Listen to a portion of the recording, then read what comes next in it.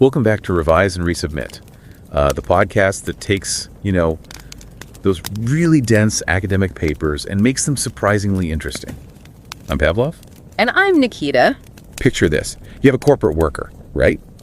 And they're sitting in one of those completely sterile, glass-walled conference rooms. Oh, yeah, we've all been in those. Exactly. And they are giving what is essentially just a routine, run-of-the-mill project presentation. Right, the kind with endless spreadsheets and bullet points. Yeah, the exact kind that happens thousands of times a day in office buildings all over the world. But their manager, who is sitting across the table, notices something really subtle. Like a hidden skill. Yes. They notice this employee has a really unique, intuitive flair for graphic design in the way they've laid out the slides. Which I'm guessing has nothing to do with their actual job. Nothing at all. Yeah. It's completely 100% unrelated to their current, highly analytical job description. So in most places, that observation just vanishes, right? The meeting ends. Right. Everyone goes back to their cubicles, and that little spark is just lost in the ether. Yeah, pretty typical corporate experience. But instead of ignoring it, this particular manager pulls the employee aside afterward. And they don't just offer a casual compliment. They actually do something about it. They actively encourage the worker to take the lead on the visual design for an upcoming high-stakes campaign. Wow. Just from that one meeting. Yeah, it's just this tiny observation, Yeah. A micro interaction. But it ends up pivoting that employee's entire career trajectory. That's incredible. It really is. It eventually lands them in a strategic leadership role years down the line. And this isn't a scene from a Hollywood movie about corporate triumphs, Right, it's not fiction. No, this is a real documented story from a massive multi-billion euro multinational corporation. It highlights something so profound about the architecture of a person's life. Oh, absolutely. It's often these microscopic moments of recognition, right? Someone seeing a latent talent in you that you might not even fully recognize in yourself. Yeah, and that alters the entire course of your professional journey. Exactly. We often think of large corporations as these rigid, unfeeling monoliths. Like giant machines. Right. But this story points to a very intimate, deeply human element that's functioning right in the middle of a sprawling corporate machine. And that very story, that exact dynamic, actually sits at the absolute heart of the fascinating research we are exploring with you today. It really sets the stage perfectly. It does. We are looking at a remarkably insightful article published in the prestigious Quarterly Journal of Economics. Which, for those who might not know, is an elite FT50 listed journal. It's top tier. The highest tier. The paper is titled, Making the Invisible Hand Visible Managers and the Allocation of Workers to Jobs, and it's authored by Virginia Minni of the University of Chicago Booth School of Business. It is just a stunning piece of empirical research. It really is. It's rigorous, it's deeply empathetic in its implications, and honestly, it forces us to completely rethink the underlying mechanics of how talent actually finds its proper home within the modern economy. Yeah, it changes everything. But before we get into the heavy econometrics, we do have a few housekeeping notes to share with you, our listeners. Just a few quick updates. Right. So, as you might have noticed, starting from March 2026, we have already become a weekly podcast. We're releasing episodes every Sunday and Monday now. Exactly. Sundays are dedicated to classic papers or comprehensive book reviews, while our Monday releases, like this one, keep the focus strictly on publications from top-tier, peer-reviewed journals. And we just want to express our deepest gratitude to you. We truly love our loyal subscribers, and we thank you for supporting this initiative. We really do. And we also want to be fully transparent about why we've chosen this specific weekly release cadence rather than, say, putting out daily content. Yeah, that's an important point regarding the climate. It is, Yeah. because AI-assisted podcasts are actually incredibly heavy on nature and the climate. People don't always realize that. The back-end data centers required to process and host this stuff consume a staggering amount of water for cooling. All right, massive water intake. So limiting the podcast weekly release is really our way to give back to climate change initiatives. Exactly, without losing 1 ounce of the richness of our discussions. A little mindfulness goes a long way. And along those lines of supporting the community, we have a couple of important announcements for you. Oh, right, the AOM conference. Yes. First, If you are planning to participate in person at the Academy of Management 86th Annual Meeting in Philadelphia, USA, you should absolutely register for the Professional Development Workshop on the Space Economy. That sounds fascinating. It is. It's being spearheaded by Dr. Mehdi Montakabi of the Said Business School at Oxford University. And we have a personal connection to that one, right? We do. Our own podcast producer, Mayukh Mukhopadhyay, is also a contributor to this multidisciplinary and highly entrepreneurial PDW on the space economy. That is just so cool. The commercialization of space is such a massive frontier. It really is. So definitely check that out. The link to register is right in our show notes. And following up on that theme of professional development, we want to shine a light on a quiet but incredibly impactful new monthly initiative. Ah, yes. The SIM-Bytes. Right. It was started by the Academy of Management SIM Division just this past June in 2026. It's called AOM SIM-Bytes. Which are these great, real-styled short videos, right? Exactly. They feature senior scholars and faculty members from the management community, and they're designed specifically for early career scholars and PhD students. The lineup is already fantastic. The very first YouTube short features Professor Ed Freeman. He's widely known as the father of stakeholder capitalism, right? He is. And this whole initiative is being spearheaded by the SIM Curriculum Development Committee. And again, our producer is heavily involved here too. Yeah, Mayukh is a member of the SIM Curriculum Development Committee. He's been volunteering actively with the SIM Committee leads for the past year. Doing a lot of the heavy lifting, I imagine. Oh yeah. Planning the content design and the editing of the AOM SIM-Bytes initiative. It's such a great project. Who started it? It was originally the brainchild of Professor Sheldine Simula from Trent University in Ontario, and it's executed forward now by the committee chair, Professor Jennifer Griffin of Loyola University, Chicago. That's wonderful. And as always, the link to the AOM SIM-Bytes is in the show notes. We really encourage you to check it out. Absolutely. Which brings us right back to our central mission for today's discussion. We strongly urge you to kindly make the time to read this thoughtfully crafted and rigorously peer-reviewed article. The link is in the show notes.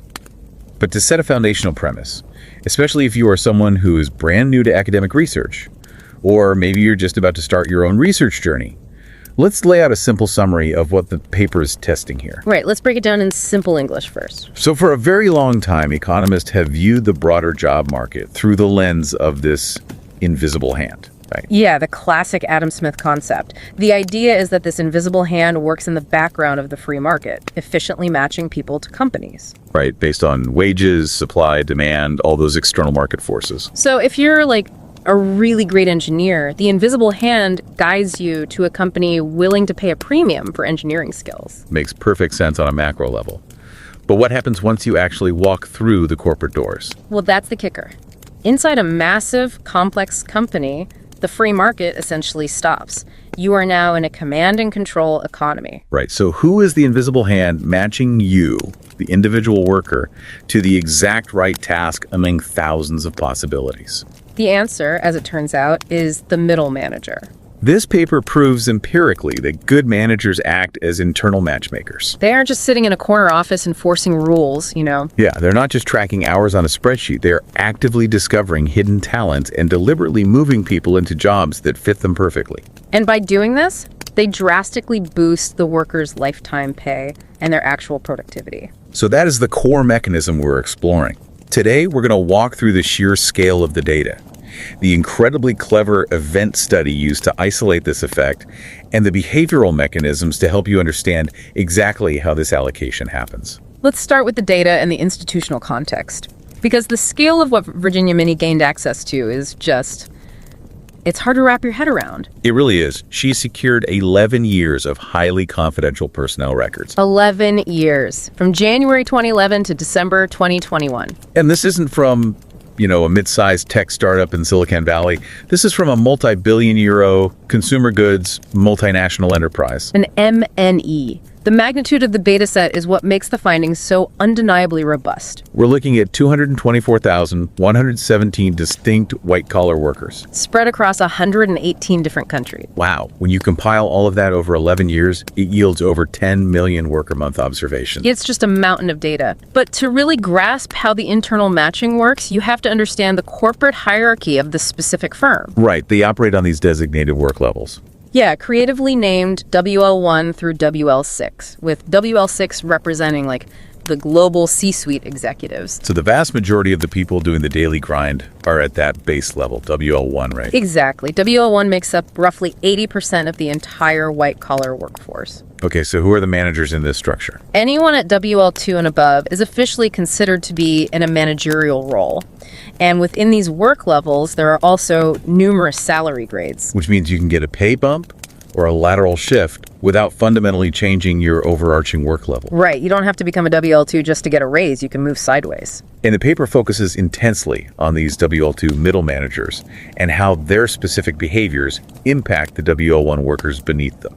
To give you a concrete example straight from the text so you can really visualize who we are talking about here. Yeah, let's ground this. A typical WL1 worker in this data might be, say, a product developer working in the research and development function in the United Kingdom. Okay, making roughly what? Making roughly 45,930 euros a year.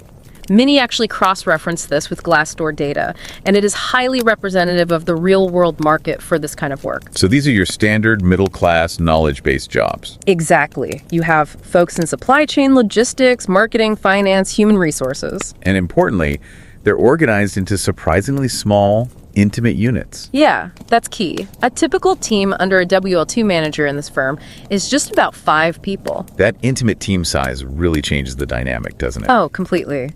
It means the manager isn't standing on a balcony addressing a factory floor of hundreds of workers where all the faces blur together. Right. They're sitting in a room or at a daily video call with 5 distinct individuals. This structure allows for deep, nuanced observation of human behavior and skill, and the firm actively mandates this kind of observation. How so? Like formal policies? Yes. They hold quarterly talent forums, they require 360-degree performance reviews, and the managers are explicitly instructed by corporate HR guidelines to act as talent catalysts. Talent catalysts?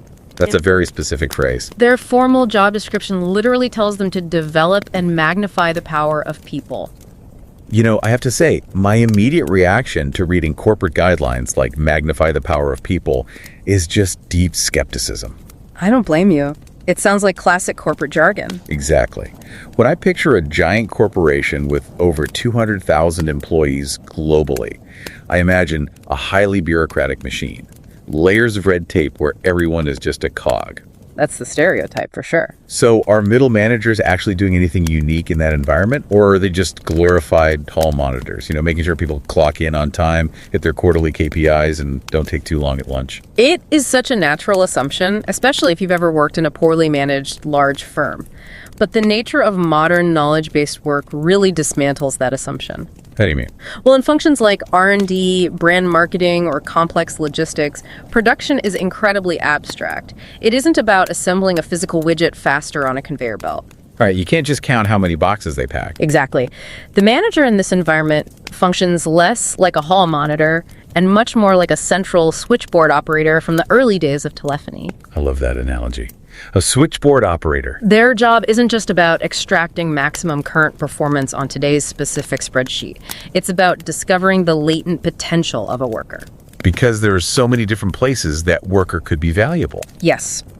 In a company this size, there are almost 1,000 horizontally differentiated job titles just at the WL1 level alone. 1,000. Wow. So the manager's true role is to look at a worker who might be, say, struggling as a financial analyst and realize they actually possess a high degree of empathy and communication skill. Skills that are completely wasted in a spreadsheet. Right. But those skills would make them infinitely more valuable in one of those other 999 roles, perhaps in supplier relations or human resources. So they're navigating a sea of horizontal possibilities. That paints a much more dynamic picture than just a hall monitor. It really does. But establishing that this happens conceptually brings us to a massive methodological hurdle in the research. Because how do you actually measure a good boss in a scientifically rigorous way? Exactly. If you're a researcher designing a study, you can't just rely on subjective survey data. No, because if you ask people, is your boss good? The answer is heavily biased by whether the boss just gave them a raise or maybe criticized their recent report. Subjective surveys are absolutely riddled with noise, but you also can't just look at the raw output of the workers under the manager. Because that introduces a classic indigeneity problem. Right. Specifically, reverse causality. Yes, reverse causality. Let's unpack that for a second for you, the listener. Reverse causality in this context means what exactly? It means we can't tell which direction the influence is flowing. Okay, give me an example. So, if a particular team has incredibly high sales figures, is it because the manager is a brilliant leader who elevated the team? Or did the manager just get lucky and inherit a team of superstar salespeople? Right, people who would be crushing their quotas regardless of who is sitting in the corner office. Exactly. If you measure manager quality by worker output, you're constantly trapped in that loop. You need a metric that identifies the inherent quality of the manager entirely independently of the specific workers they are currently managing. And this is where Virginia Minni uses a brilliant proxy: the speed of promotion. She creates a classification called the high flyer. Yes, the high flyer metric is really the linchpin of the entire study. So how is that defined? A manager is classified as a high flyer if they reach that work level 2 managerial position by age 30. By age 30? That seems pretty young for a massive multinational. It is. In this specific firm, that accounts for about 26.2% of the managers. So it's a minority, but a very substantial one. I'm getting stuck on this age 30 metric, though.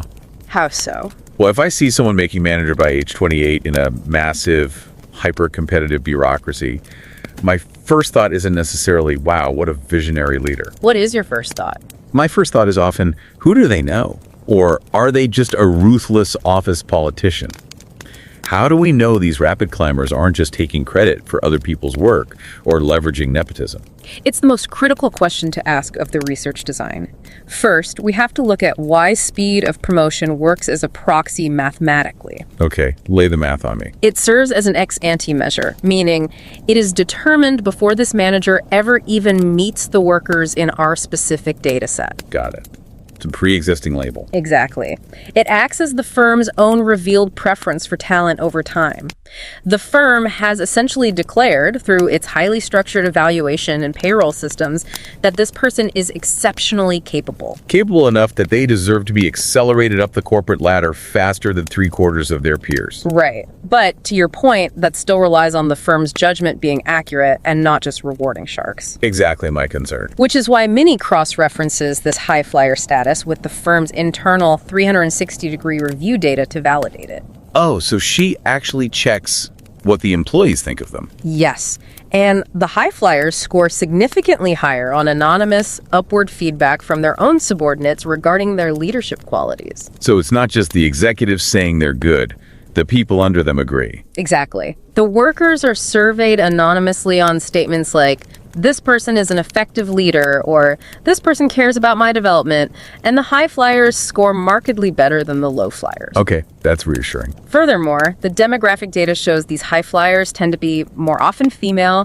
They hold economics or business degrees rather than STEM degrees. And crucially, they're internally developed, right? Yes, that's a huge point.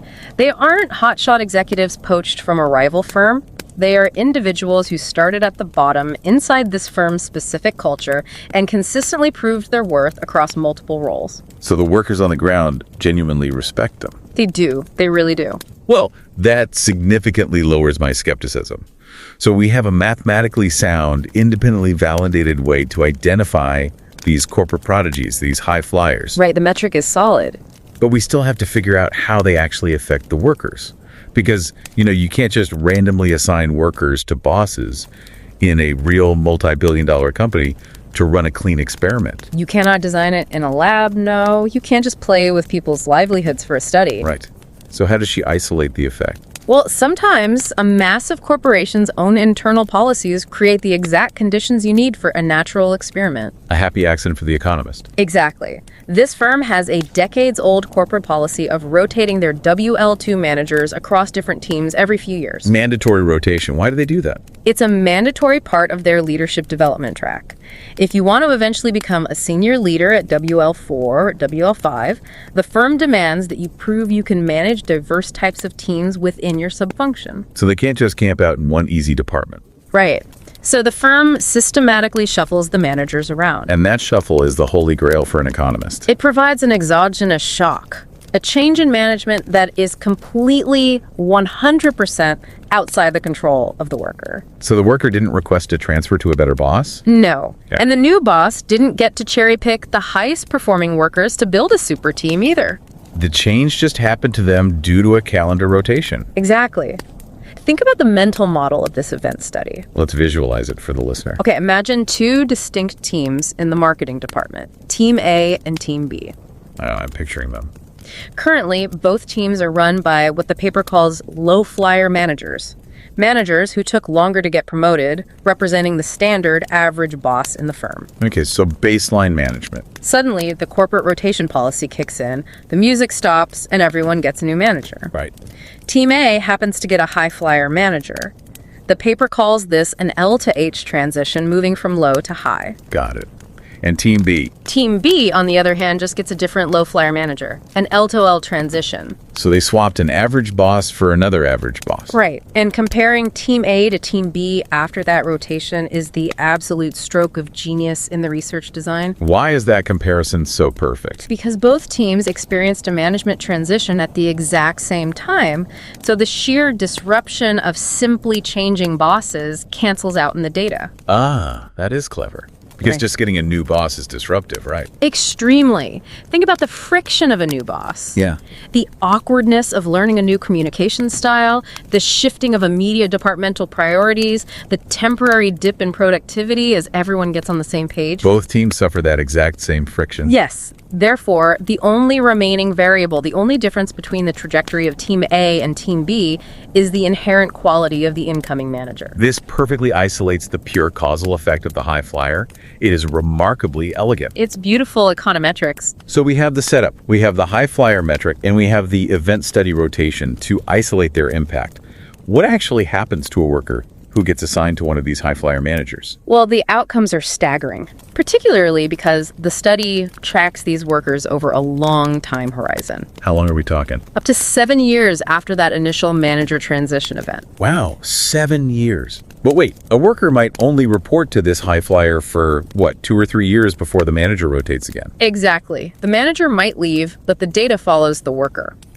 And 7 years down the line, workers who experience an L to H transition, meaning they gained a high flyer, see their lateral moves within the company go up by 40%. A 40% increase in lateral moves. Yeah. That means they're actively transferring to different teams, different departments, different job functions entirely. They are moving around a lot, and that mobility translates directly to their livelihood. How much of a financial impact are we talking about? Their overall salary is 13% higher compared to the control group. 13%, just from having a good boss for a couple of years. Yes. To put that 13% into perspective, it corresponds roughly to the total cumulative salary increments a typical worker in this firm would normally amass over 7 entire years of employment. That is a massive acceleration of wealth for that individual. It is. Furthermore, their work level promotions, meaning moving up from the base WL1 level to a WL2 managerial role themselves, increased by 31%. So they're getting promoted way faster too. Absolutely. I am fascinated by the timeline of these changes, though. You mentioned tracking them for 7 years. The paper points out that these effects are not instantaneous, right? No, definitely not. If you get a great boss on Monday, you don't get a 13% raise on Friday. Right. The paper mentions that cross-functional moves like, say, moving from a customer service role over to supply chain logistics, or from R&D into brand marketing take up to 13 quarters to actually materialize in the data. 13 quarters, that is over 3 years. Why does it take so long? The delay makes perfect sense when you consider the deeply human process of pivoting a career. Right, it's not a light switch. No, you don't just wake up one day and seamlessly switch from finance to human resources. It's a complex metamorphosis. Walk me through what that metamorphosis actually looks like on the ground. Well, first, the high flyer manager has to notice your latent skill. Then they have to plant the seed in your mind. You have to actually agree that it's a good idea. Right. You have to identify the new interests, perhaps take on a few low-stakes side projects to test the waters, maybe acquire new technical skills. And then you actually have to wait for a job opening, right? Exactly. You wait for a headcount opening in the target department. And finally, go through the formal internal interview process. So the high flyer manager initiates the spark, and advocates for you behind closed doors. But the structural transition takes years to fully bloom. That's exactly right. The researcher actually uses low-net task distance data to prove the depth of these transitions, which I found incredibly compelling. Yes, the ONET data integration is fantastic. Can you explain what the ONET database is for the listener and how it applies here? Sure. So ONET is an incredibly granular, comprehensive database of job characteristics. It's maintained in the United States, but it's widely used by economists globally. What does it actually do? It breaks down thousands of jobs into highly specific physical, cognitive, and social tasks. So it quantifies what a job actually feels like to do. Yes. Minni matched the internal job titles of this multinational firm to the ONET data to measure the distance between a worker's old job and their new job. So you can mathematically prove they aren't just, moving to a different desk in the same department doing the exact same thing. Exactly. They are fundamentally changing the types of tasks they perform every day. Give me a tangible example of what that looks like for a worker. Okay, imagine a worker who starts in a highly routine, solitary data entry role in accounting. So sitting alone, crunching numbers. It's a low cognitive, low social task environment. But the high flyer manager notices this person is actually incredibly persuasive and emotionally intelligent during team meetings. So they have this hidden social skill set. Exactly. Through the allocation channel, that worker eventually transfers to a field marketing role. Which is very different from data entry. Completely different. The ONET data would show a massive shift across domains, moving from high routine to highly cognitive and highly social tasks. It represents a total reinvention of their professional identity. And it's facilitated entirely by the manager's observation. But, does a shift in professional identity actually benefit the company? What do you mean? Well, a skeptic might argue that these high flyers are just charismatic managers who know how to game the HR system. Like they're just getting their buddies better jobs. Yeah, getting their favorite employees inflated salaries and fancy new titles. Is there hard productivity data proving the worker is actually generating more value in this new role? Minni anticipated that exact critique. And the productivity data is undeniable. How did she measure productivity? It's so hard in white-collar work. She looked at field sales workers across 15 different countries. Sales. The ultimate quantifiable job. Right. Field sales is one of the few white-collar jobs where individual output is relentlessly and objectively tracked. How many physical products they get on supermarket shelves, the exact revenue they generate. Exactly. And workers who were placed under high flyer managers saw a 0.347 standard deviation increase in their sales bonus after 3 years.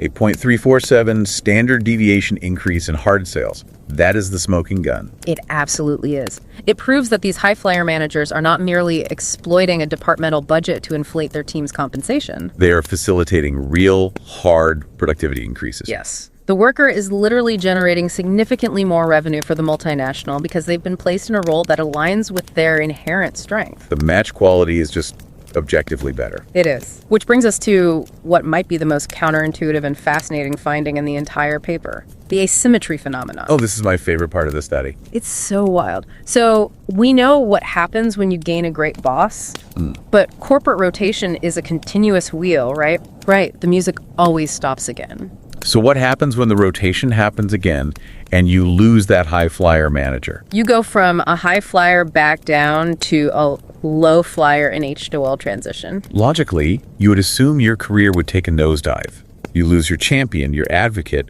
so your trajectory should revert to the mean. Right. All those metrics we talked about should drop back down. That is the logical assumption, but the data reveals the exact opposite. It's amazing. The career benefits do not evaporate when the high flyer leaves. So what exactly did she find with the H2L group? When the researcher compared the H2L group workers who lost a high flyer to workers who just stayed under high flyers continuously, the negative effects were virtually zero. Zero. The estimates just remain flat. The gains are permanent. It makes me think of learning to ride a bike. It's a great way to think about it. Once a great manager helps you find your balance, once they help you navigate that opaque internal job market and find that perfect role where your inherent skills align with your daily tasks. A mediocre manager coming in 2 years later cannot make you forget how to ride. Exactly. They can't unmatch you from a job you're already thriving in. The bike analogy really works perfectly here. It does. The structural gains from a high flyer persist long after the manager has physically left the room. And from a macroeconomic and organizational design perspective, this is a total revelation. It implies that a sprawling multinational company doesn't actually need every single manager on its payroll to be a visionary superstar. Because that would be impossible anyway. Right. They just need to strategically ensure that every worker is exposed to a high flyer manager at least once in their early career. Just once, to unlock that baseline potential and get them into the right lane. Exactly. I do want to push back on the lateral moves, though. Okay, let's hear it. If a manager is moving people around that frequently, generating a 40% increase in transfers, are we absolutely sure they are matching people to better jobs? As opposed to what? Or are they just quietly firing the low performers? You know the corporate maneuver, you are terrible at this job, you're dragging down my team's metrics, get out of my department and go work in compliance. Ah, the disguised firing squad. Yeah. Is it just a sneaky way to dump bad employees on other teams? It's a vital distinction to make, and the data is crystal clear on this point. Minni looked specifically at worker exit rates. Okay, so tracking who actually leaves the company. Right. This includes both voluntary quits and involuntary layoffs. The causal effect of a high flyer manager on worker exit is absolutely zero. Zero. So they aren't just pushing people out the door. They do not increase the rate at which people leave the firm. They are not firing people. So what are they doing with the low performers then? What they are doing is looking at a mismatched, potentially struggling employee who is producing low-quality work, and instead of giving up on them, they are actively finding them a new home inside the company where they can thrive. Wow. That shifts the entire perspective from a punitive management style to a deeply restorative one. It really does. It's incredibly uplifting. But we need to understand the mechanics of this. Yeah. How are these high flyers actually pulling this off on a day-to-day basis? What is the secret sauce, right? Exactly. The paper calls this the allocation channel in action. Let's start with the hard math on the mechanism.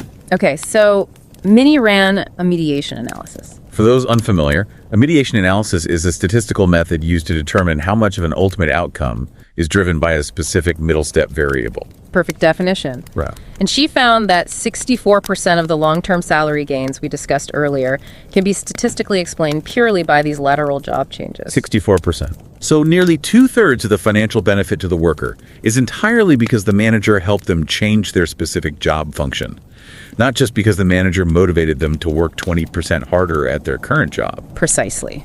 The allocation itself is the primary driver of value. And to understand how they execute this allocation, we have to look at the manager's time used data, which is fascinating. The firm tracked detailed weekly calendar and email data for a random sample of these managers. What did it show? High flyers spend 0.63 more hours per week, which equates to a 19% increase compared to low flyers, specifically in dedicated one-on-one meetings with their direct subordinates. A 19% increase in one-on-ones. That changes the entire dynamic of the relationship. It moves it from, quarterly check-ins to continuous dialogue. It changes everything. Their calendars show they have far fewer uninterrupted blocks of time. Yes, they're constantly multitasking, sending quick emails, jumping into instant message chats. They operate as hyper-communicators.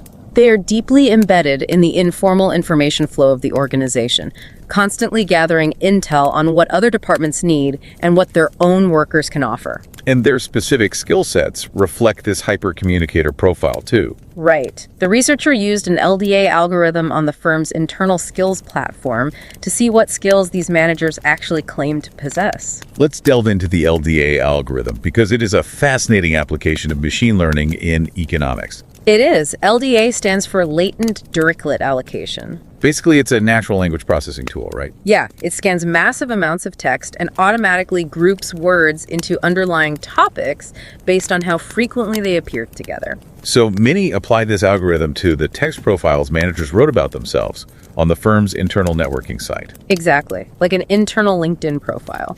So what did the algorithm find when it read these profiles? What distinguishes a high flyer's profile from a low flyer's profile? The algorithm revealed stark differences in focus. Low flyers heavily indexed on words associated with standard project management. Words like what? Words like deliverable, timeline, compliance, budget. and execution. Very operational. Right. The high flyers, however, showed significantly stronger skills in strategy and talent management. So their profiles were rich with terms related to mentorship, cross-functional synergy, roadmap, and development. Exactly. It illustrates the fundamental difference between a taskmaster and a mentor. A taskmaster boss sits in their office staring at a Gantt chart, managing the strict timeline of a project. They're entirely focused on the what. But a mentor boss, a high flyer, is in the trenches. Right, they're having that extended one-on-one. They notice what tasks light you up and which ones drain your energy. They are aware of a strategic opening in a sister department across the building, and they are connecting the dots. They manage the who. And managing the who completely changes the behavior of the worker. It really does. The data shows that workers placed under high flyers start acting with incredible agency. How so? They apply to 50.5% more flexible short-term projects outside their core teams. These are essentially internal micro-internships, right? Little 3-month side gigs within the company that let a worker test out a new skill without abandoning their main job. Exactly. Furthermore, the workers update their profiles on the internal matching platform constantly, posting 10% more skills than their peers. The manager is instilling a sense of psychological safety. Yes. They're creating an environment that makes the worker say, yes, I'm going to put myself out there. I am going to try this new skill because my boss has my back. It awakens a proactive agency in the worker that might have been dormant for years. I am looking at this time use data, though, and I'm thinking about the reality of being a middle manager. It's a tough job. This sounds utterly exhausting. Yeah. They are basically acting as internal headhunters, amateur psychologists, career counselors, and strategic coordinators all at once. On top of their actual day jobs of ensuring the marketing campaign launches on time. Right. Do they even get rewarded for this massive level of emotional and strategic labor? Or is virtue just its own reward here and they eventually burn out? It is a highly demanding leadership style, for sure, but the firm absolutely rewards them, and handsomely. Okay, that's good to hear. Remember, a multinational of this size tracks everything. The corporate data shows that high flyer managers enjoy a 12 percentage point higher annual salary increase compared to low flyer managers. A 12-point premium. That is huge. The firm's compensation structure heavily incentivizes this exact matchmaking behavior because the executives at the top know how profoundly valuable it is to the bottom line to have their workforce perfectly allocated. It isn't charity. It is highly compensated, elite strategic leadership. They are earning every single penny of that premium. Absolutely. Now, whenever a study produces results this clean and profound, you have to look at the edge cases, right? You have to meticulously dismantle any alternative explanations. Exactly. So let's look at the heterogeneity of the data. Who exactly benefits the most from this allocation magic? The beauty of a data set with 10 million worker month observations is how granular it allows the analysis to be. So who wins the most? The effects are strongest for a few specific demographic and geographic groups. First, younger workers. Which makes intuitive sense because younger workers are still in the discovery phase of their careers. Exactly. They don't fully know their own skills or the corporate landscape yet, so a guiding hand is wildly impactful. What's the second group? Second, the effects are significantly stronger in larger offices with high job diversity. Which also makes logical sense. If you work in a tiny regional sales office with only 3 distinct job types, there simply isn't much room for a manager to reallocate you. Right, the chessboard is too small. But if you are in a massive global headquarters with hundreds of different specialized departments, the manager has a vast chessboard to work with to find your perfect fit. Precisely. The third area of heterogeneity is fascinating from a macroeconomic perspective. Oh, what is it? The effects of high flyer managers are strongest in countries with very strict labor laws. Let's explore that constraint. If a country, say France or Germany, makes it incredibly hard to fire someone due to strong union protections or heavy severance requirements, how does that relate to a high flyer manager's behavior? Well, think about the underlying incentives. In a country like the United States, where at-will employment makes it relatively easy to fire someone, a bad manager looking at a low-performing worker just fires them. It's the path of least resistance to fix the immediate problem on their spreadsheet. Exactly. But in a country with strict labor laws, a bad manager just gives up. They let the worker languish in a corner, producing very little value because the bureaucratic nightmare of firing them isn't worth the effort. But a high flyer looks at it differently. A high flyer manager looks at that exact same strict legal environment and realizes, I cannot fire this person, but I can figure out what they are actually good at and move them to a department where they will succeed. That is brilliant. The constraint of the strict labor law actually forces the internal allocation channel to become the primary lever for productivity. It's a fascinating insight into how external regulations shape internal corporate behavior. And crucially, and I really want to emphasize this point for you listening, these career benefits apply equally to top performers and bottom performers at the baseline. Yes, that's incredibly important. The high flyers don't just groom the young superstars who are destined for greatness anyway. They literally rescue the struggling workers by finding them a better fit. It is completely egalitarian in its application. And this egalitarian application is where the paper does an incredible job of busting alternative theories. This is where the rigorous academic debate happens. Right, because a skeptic could argue, are these high flyers actually matching people to new jobs? Or are they just really intense motivators? Are they just yelling at workers to work harder and the workers get promoted because they are terrified? Exactly, the classic red-faced football coach mentality. Right. But Minni dismantles that. If it were purely about high-pressure motivation, we wouldn't see massive lateral task changes across the ONET domains. Right, workers would just do their current routine jobs faster out of fear. Furthermore, if it were just intense pressure, we would see a corresponding increase in quit rates from burnout and stress. But as we established, the exit rate is 0. Okay, what about the nepotism theory we touched on earlier? The fiefdom theory. Yeah. Could a manager just be picking their personal favorites, getting promoted to a new department, and then pulling those favorites along with them, creating little corporate fiefdoms? The data crushes the fiefdom theory entirely. Subordinates of high flyers are actually less likely to move into roles connected to the manager's prior colleagues. So they aren't just following the manager around the building. Not at all. Furthermore, Minni tested for homophily, meaning sharing the same gender or demographic background as the manager. And did that matter? Homophily makes absolutely 0 difference to the outcomes. It isn't a boys' club or a girls' club where managers only promote people who look like them. It is pure, objective skill matching. I am really struck by this idea that the manager isn't hoarding talent, like a dragon hoarding gold. Talent hoarding is a huge issue in corporations. It is. Think about a mediocre boss. They find a highly competent, reliable worker, and they want to keep them on their specific team forever.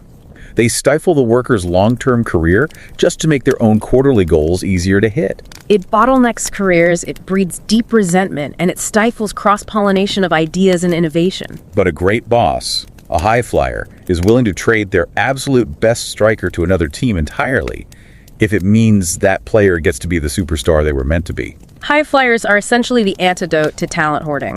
They prioritize the global, long-term efficiency of the entire firm over the local, short-term convenience of their own team. It is incredibly refreshing to see rigorous, peer-reviewed empirical proof that being a genuinely good, supportive, observant person actually wins in the cutthroat corporate arena. It gives you a little hope, doesn't it?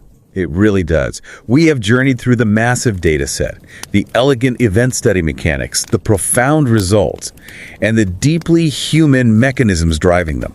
Let's distill the absolute key takeaways from this exploration, starting with the academic community listening today. For academics and economists, this paper is a genuine masterclass in proving that worker-job match effects exist within the boundaries of a single firm. Not just when workers jump between different companies in the open macro market. Exactly. It challenges the standard theoretical models of labor economics by proving conclusively that middle managers are the crucial friction point, or more accurately, the essential grease in internal labor markets. They are the visible hands doing the invisible hands' intricate work. Perfectly said. And for the practitioners listening, for anyone out there who currently runs a business, manages a team of any size, or hopes to step into a leadership role one day, this is your empirical proof. Proof that investing in one-on-one time matters. Yes. Acting as an empathetic career coach for your team. Paying close attention to what your people actually enjoy doing. This isn't just soft HR fluff. It is not just about being the nice boss. It directly drives hard productivity, long-term retention, and massive financial gains for both the worker and the firm. It is arguably the most strategic thing you can do with your time. It represents a profound shift in how we view the fundamental utility of management. A manager isn't a monitor. A manager is a matchmaker. It really is a paradigm shift. And as a fun aside for our academic listeners who appreciate the high stakes of this kind of groundbreaking research, it is worth noting that breakthroughs in economic understanding of this magnitude are highly valued. Oh, the Nemers Prize call-out. Yes. The source document we reviewed actually includes a call for nominations for the $300,000 Northwestern University Nemers Prize in Economics, Which is a highly prestigious prize. It rewards outstanding achievements and entirely new modes of analysis in the discipline. It's a great reminder of how highly prized this level of analytical, world-changing thinking really is in the global academic community. It absolutely sets the bar for what impactful, creatively designed economic research should look like. Truly. Now, we want to leave you with a deeply provocative thought to mull over as you go about your week. Something to ponder. As we move faster and faster into an era dominated by remote work, hybrid schedules, and artificial intelligence, how will the manager's role as a talent matchmaker evolve? That's a huge question. If we are only ever communicating through flat screens, scheduled Zoom calls, and Slack messages, can a human manager still spot that hidden spark in a worker's eye? Can they still notice the subtle graphic design flair in the margins of a spreadsheet without the intimacy of a shared physical room? Or conversely, could an AI eventually analyze our thousands of daily data points, our keystrokes, our email sentiment, and our task efficiencies and become the ultimate high-flyer manager? Perfectly, coldly reallocating us to our ideal jobs without any human bias at all. It is a fascinating, slightly terrifying, but incredibly important frontier to consider. Will the invisible hand of the internal market eventually become a digital one? It's definitely something to watch closely in the coming years. Something for you to ponder. We want to thank you so much for spending your valuable time on this intellectual journey with us today. We know your time is precious, and we are honored you chose to spend it here, exploring the hidden gears of the working world. Keep questioning the systems around you, and keep looking for those sparks of potential in the people you work with. Have a wonderful week. And don't forget to subscribe to Revise and Resubmit on Spotify and Apple Podcasts. Until next time, keep those minds curious, keep questioning, and keep revising and resubmitting.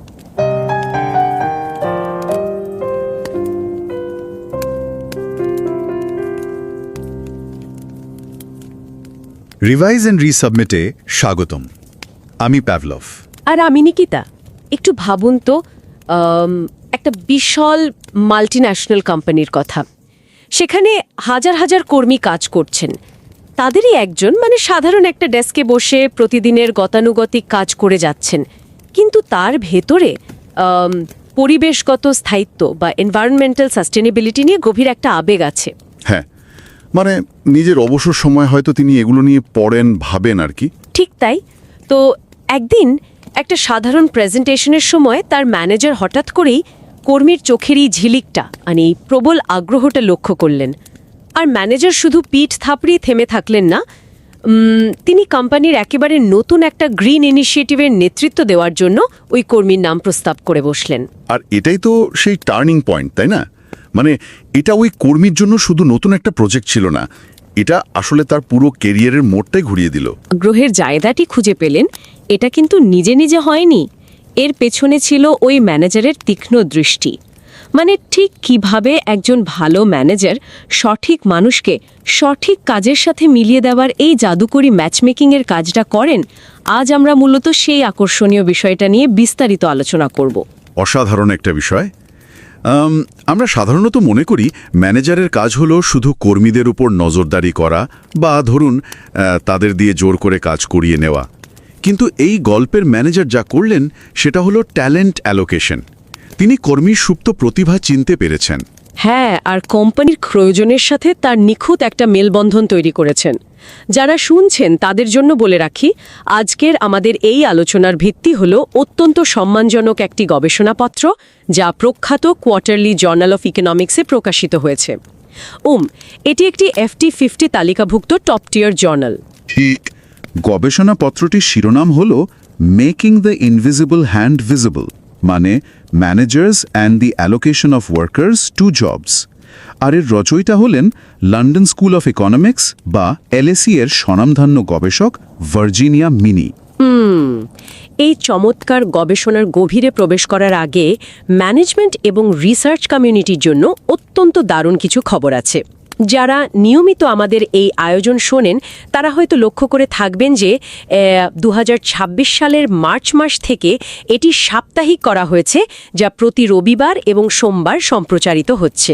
হ্যাঁ, রবিবারের পর্বে আমরা classic কোনো paper বা বিখ্যাত বইয়ের review নিয়ে আসি, আর সোমবারের পর্বগুলোতে টপ টিয়ার পিয়ার রিভিউ জার্নালের একেবারে সাম্প্রতিক প্রকাশনা নিয়ে বিশ্লেষণ থাকে। ঠিক এই অডিও শোগুলোর ব্যাক অ্যান্ড ডেটা সেন্টারগুলোতে প্রচুর পরিমাণে প্রাকৃতিক সম্পদ এবং পানির ব্যবহার হয়। তাই পরিবেশ এবং জলবায়ু পরিবর্তন রোধের যে বৈশ্বিক উদ্যোগ, সেখানে একটা ক্ষুদ্র অবদান রাখার জন্যই মূলত সাপ্তাহিক রিলিজ কিছুটা সীমিত করা হয়েছে। এটা খুবই জরুরি একটা পদক্ষেপ, মানে আলোচনার গুণগত মান এবং গভীরতায় কোনো আপোষ না করে পরিবেশের জন্য কিছু করা আর কি। আর আমাদের শ্রোতাদের নিরলস সমর্থন সত্যি মুগ্ধ করার মতো। পাশাপাশি আরও একটা দারুণ খবর আছে। আচ্ছা, সেটা কি? যারা ফিলাডেলফিয়া মার্কিন যুক্তরাষ্ট্রে অনুষ্ঠিত হবে একাডেমি অফ ম্যানেজমেন্ট বা AOM এর 86তম বার্ষিক সভায় সশরীরে অংশগ্রহণ করার পরিকল্পনা করছেন তাদের জন্য, মানে অক্সফোর্ড ইউনিভার্সিটির সাইদ বিজনেস স্কুলের ডক্টর মেহেদি মোন্তাখাবিয়ের নেতৃত্বে স্পেস ইকোনমির ওপর একটা চমৎকার প্রফেশনাল ডেভেলপমেন্ট ওয়ার্কশপ বা PDW আয়োজিত হতে যাচ্ছে। ও দারুণ! স্পেস ইকোনমি নিয়ে? হ্যাঁ, এটি একটি মাল্টিডিসিপ্লিনারি এবং হাইলি অন্ট্রপ্রেনিউরিয়াল ওয়ার্কশপ। আর আনন্দের বিষয় হলো আমাদের এই আয়োজনের প্রডিউসার ময়ূখ মুখোপাধ্যায় নিজেও এই ওয়ার্কশপে একজন কন্ট্রিবিউটর হিসেবে থাকছেন। রেজিস্ট্রেশনের লিংক আমাদের শো নোটসে দেওয়া থাকবে। এছাড়াও একাডেমি অফ ম্যানেজমেন্টের সিম ডিভিশন AOM SIM-Bytes নামে চমৎকার একটা মাসিক উদ্যোগ শুরু করেছে। 2026 সালের জুন মাস থেকে শুরু হওয়া এই উদ্যোগে ম্যানেজমেন্ট কমিউনিটির সিনিয়র স্কলার্সদের তৈরি করা রিল স্টাইলের শর্ট ভিডিও শেয়ার করা হচ্ছে। যারা আর্লি ক্যারিয়ার স্কলার্স বা PhD করছেন তাদের জন্য এটা আক্ষরিক অর্থেই দারুণ একটা শেখার জায়গা। মানে প্রথম ইউটিউব শর্টটি তৈরি করেছেন স্বয়ং প্রফেসর এড ফ্রিম্যান, যাকে আমরা father of stakeholder capitalism বলে থাকি। একদম। আর এই পুরো উদ্যোগটি পরিচালিত হচ্ছে সিম কারিকুলাম ডেভেলপমেন্ট কমিটি এর মাধ্যমে। আমাদের প্রডিউসার ময়ূখ মুখোপাধ্যায় গত 1 বছর ধরে এই উদ্যোগের কন্টেন্ট ডিজাইন ও এডিটিংয়ের কাজে সক্রিয়ভাবে ভলেন্টিয়ারিং করছেন। এই উদ্যোগটি মূলত ট্রেন্ট ইউনিভার্সিটির প্রফেসর শেলডিন সিমোলারের একটা দুর্দান্ত আইডিয়া থেকে শুরু হয়েছিল, আর বর্তমানে এটি লয়ালা ইউনিভার্সিটির প্রফেসর জেনিফার গ্রিফিনের দক্ষ নেতৃত্বে পরিচালিত হচ্ছে। AOM SIM-Bytes-এর লিঙ্কটিও শো নোটসে দেওয়া থাকছে। যারা একাডেমিক গবেষণায় নতুন পা রাখছেন তাদের কাছে বিনীত অনুরোধ থাকবে সময় করে এই কঠোরভাবে পিয়ার রিভিউ হওয়া আর্টিকেলটি পড়ার। লিঙ্ক যথারীতি শো নোটসে থাকছে। তো এবার তাহলে আজকের মূল আলোচনায় ফেরা যাক। হ্যাঁ, চলুন শুরু করা যাক। যারা গবেষণার জগতে একেবারেই নতুন, তাদের জন্য যদি পেপারটির মূল কথা খুব সহজ ভাষায় বলতে হয়, মানে আমরা অনেক সময় একটা কোম্পানির ভেতরের অভ্যন্তরীণ কাজকারবারকে একটা ব্ল্যাক বক্স মনে করি। বাইরে থেকে বোঝা যায় না ভেতরে ঠিক কি চলছে। ঠিক, অর্থনীতিবিদরা অনেক সময় একটা কোম্পানিকে নিছক একটা প্রোডাকশন ফাংশন হিসাবে দেখেন, মানে ইনপুট দিলে আউটপুট বেরোয়। কিন্তু এই ব্ল্যাক বক্সের ভেতরে যে মানুষরা কাজ করছেন, তাদের কিভাবে পরিচালনা করা হচ্ছে সেটা অনেক ক্ষেত্রেই অজানা থেকে যায়। আর এই গবেষণাটি সেই ব্ল্যাক বক্সের ডালা খুলে দেখিয়েছে যে কোম্পানির ভেতরে থাকা কর্মীদের সঠিক কাজের জায়গায় নিযুক্ত করে কিভাবে ভালো ম্যানেজাররা শুধু কর্মীদের ক্যারিয়ারই নয়, বরং পুরো কোম্পানির উৎপাদনশীলতা বহুগুণে বাড়িয়ে তোলেন। ঠিক তাই। আর জানেন, এই গবেষণার সবচেয়ে বড় শক্তির জায়গাটি হলো এর স্কেল বা বিশালতা। মানে এটা কোনো ছোটোখাটো সার্ভে নয়। গবেষক এখানে 100টি দেশে বিস্তৃত একটা বিশাল মাল্টিন্যাশনাল এন্টারপ্রাইজের টানা 11 বছরের ডেটা বিশ্লেষণ করেছেন। বাবা, 100টা দেশ আর 11 বছর? হ্যাঁ, প্রায় 2 লাখ কর্মী এবং 30,000 ম্যানেজারের তথ্য।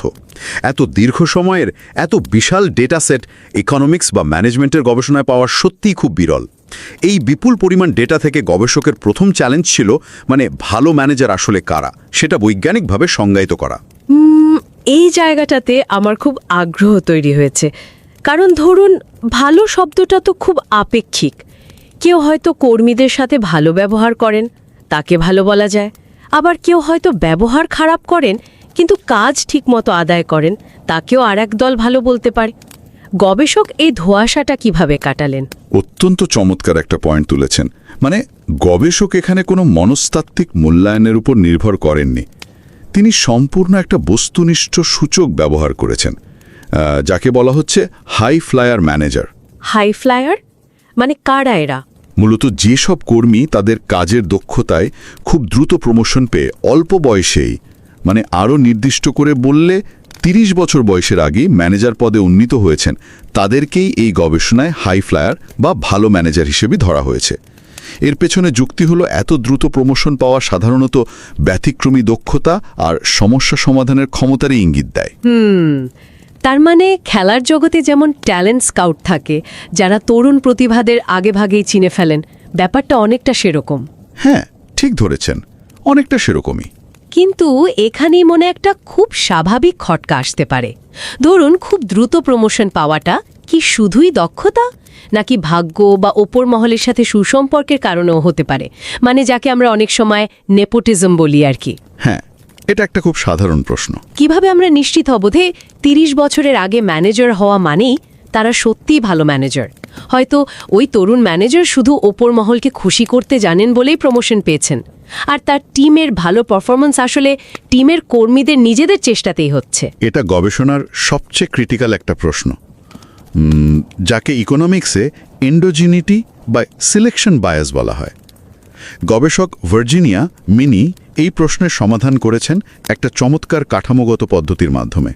তিনি ম্যানেজারের গুণগত মান পরিমাপের জন্য কোম্পানির একটা নির্দিষ্ট পলিসিকে কাজে লাগিয়েছেন, যাকে বলা হয় ম্যানেজার রোটেশন পলিসি। আচ্ছা, রোটেশন পলিসিটা কিভাবে কাজ করে? এই মাল্টিন্যাশনাল কোম্পানিতে নিয়ম হলো ম্যানেজারদের একটা নির্দিষ্ট সময় পর পর এক টিম থেকে অন্য টিমে বদলি করা হয়। এটি মূলত ম্যানেজমেন্টের একটা স্ট্র্যাটেজি। ও আচ্ছা, তার মানে এখানে কে কার প্রিয় পাত্র বা কোন ম্যানেজার কোন টিমের সাথে কাজ করতে বেশি স্বাচ্ছন্দ্য বোধ করেন সেই সমীকরণটি আর খাটছে না। মানে সম্পূর্ণ লটারির মতো বদলি হওয়ার কারণেই আমরা আসল ম্যাজিকটা ধরতে পারছি, তাই তো? একদম সঠিক বিশ্লেষণ। মানে কর্মীদের কাছে এই পরিবর্তনটি সম্পূর্ণ নিয়ন্ত্রণের বাইরে বা এক্সোজেনাস ভ্যারিয়েশন। এটা ইকোনমিক্সের ভাষায় একটা নিখুঁত প্রাকৃতিক পরীক্ষা বা ন্যাচারাল এক্সপেরিমেন্ট হিসেবে কাজ করে। দারুণ তো ব্যাপারটা। ধরুন, দুটো আলাদা টিম, দুটো টিমের পারফরমেন্সই আগে থেকে একরকম ছিল। হঠাৎ একটা টিমে একজন সাধারণ বা লো ফ্লায়ার ম্যানেজারের বদলি হয়ে সেখানে একজন হাই ফ্লায়ার ম্যানেজার এলেন, আর অন্য টিমটিতে একজন সাধারণ ম্যানেজারের বদলে আর একজন সাধারণ ম্যানেজারই এলেন। বুঝতে পারছি। এখন এই বদলির পর দুটো টিমের কর্মীদের কেরিয়ারের গ্রাফ কিভাবে বদলাচ্ছে সেটা পরিমাপ করেই গবেষক নিশ্চিত হয়েছেন যে এখানে কোনো পক্ষপাতিত্ব বা ভাগ্যের ব্যাপার নেই। ফলাফলটি পুরোপুরি ওই হাই ফ্লায়ার ম্যানেজারের নিজস্ব দক্ষতার কারণে হয়েছে। এই পদ্ধতিটা সত্যি গবেষণাকে একটা অন্য মাত্রায় নিয়ে গেছে। তো এখন যেহেতু আমরা প্রমাণ পেলাম যে কারা ভালো ম্যানেজার আর কিভাবে তাদের বৈজ্ঞানিকভাবে চিহ্নিত করা হয়েছে, এবার দেখতে হবে এই হাই ফ্লায়ার ম্যানেজাররা যখন কোনো নতুন টিমে আসেন তখন তারা আসলে টিমের ভেতরে কি পরিবর্তন আনেন। ডেটা আমাদের কি গল্প বলছে? ডেটা থেকে যে চিত্রটি উঠে আসে তা কিন্তু প্রচলিত ধারণাকে একেবারেই ভেঙে দেয়। হাই ফ্লায়ার ম্যানেজাররা টিমে এসে কর্মীদের কোম্পানির ভেতরেই এক বিভাগ থেকে অন্য বিভাগে বা নতুন রোলে স্থানান্তরিত করার হার প্রায় 40% বাড়িয়ে দেন। 40%? এটা তো বিশাল ব্যাপার। হ্যাঁ, একে বলা হয় ল্যাটারাল মুভস।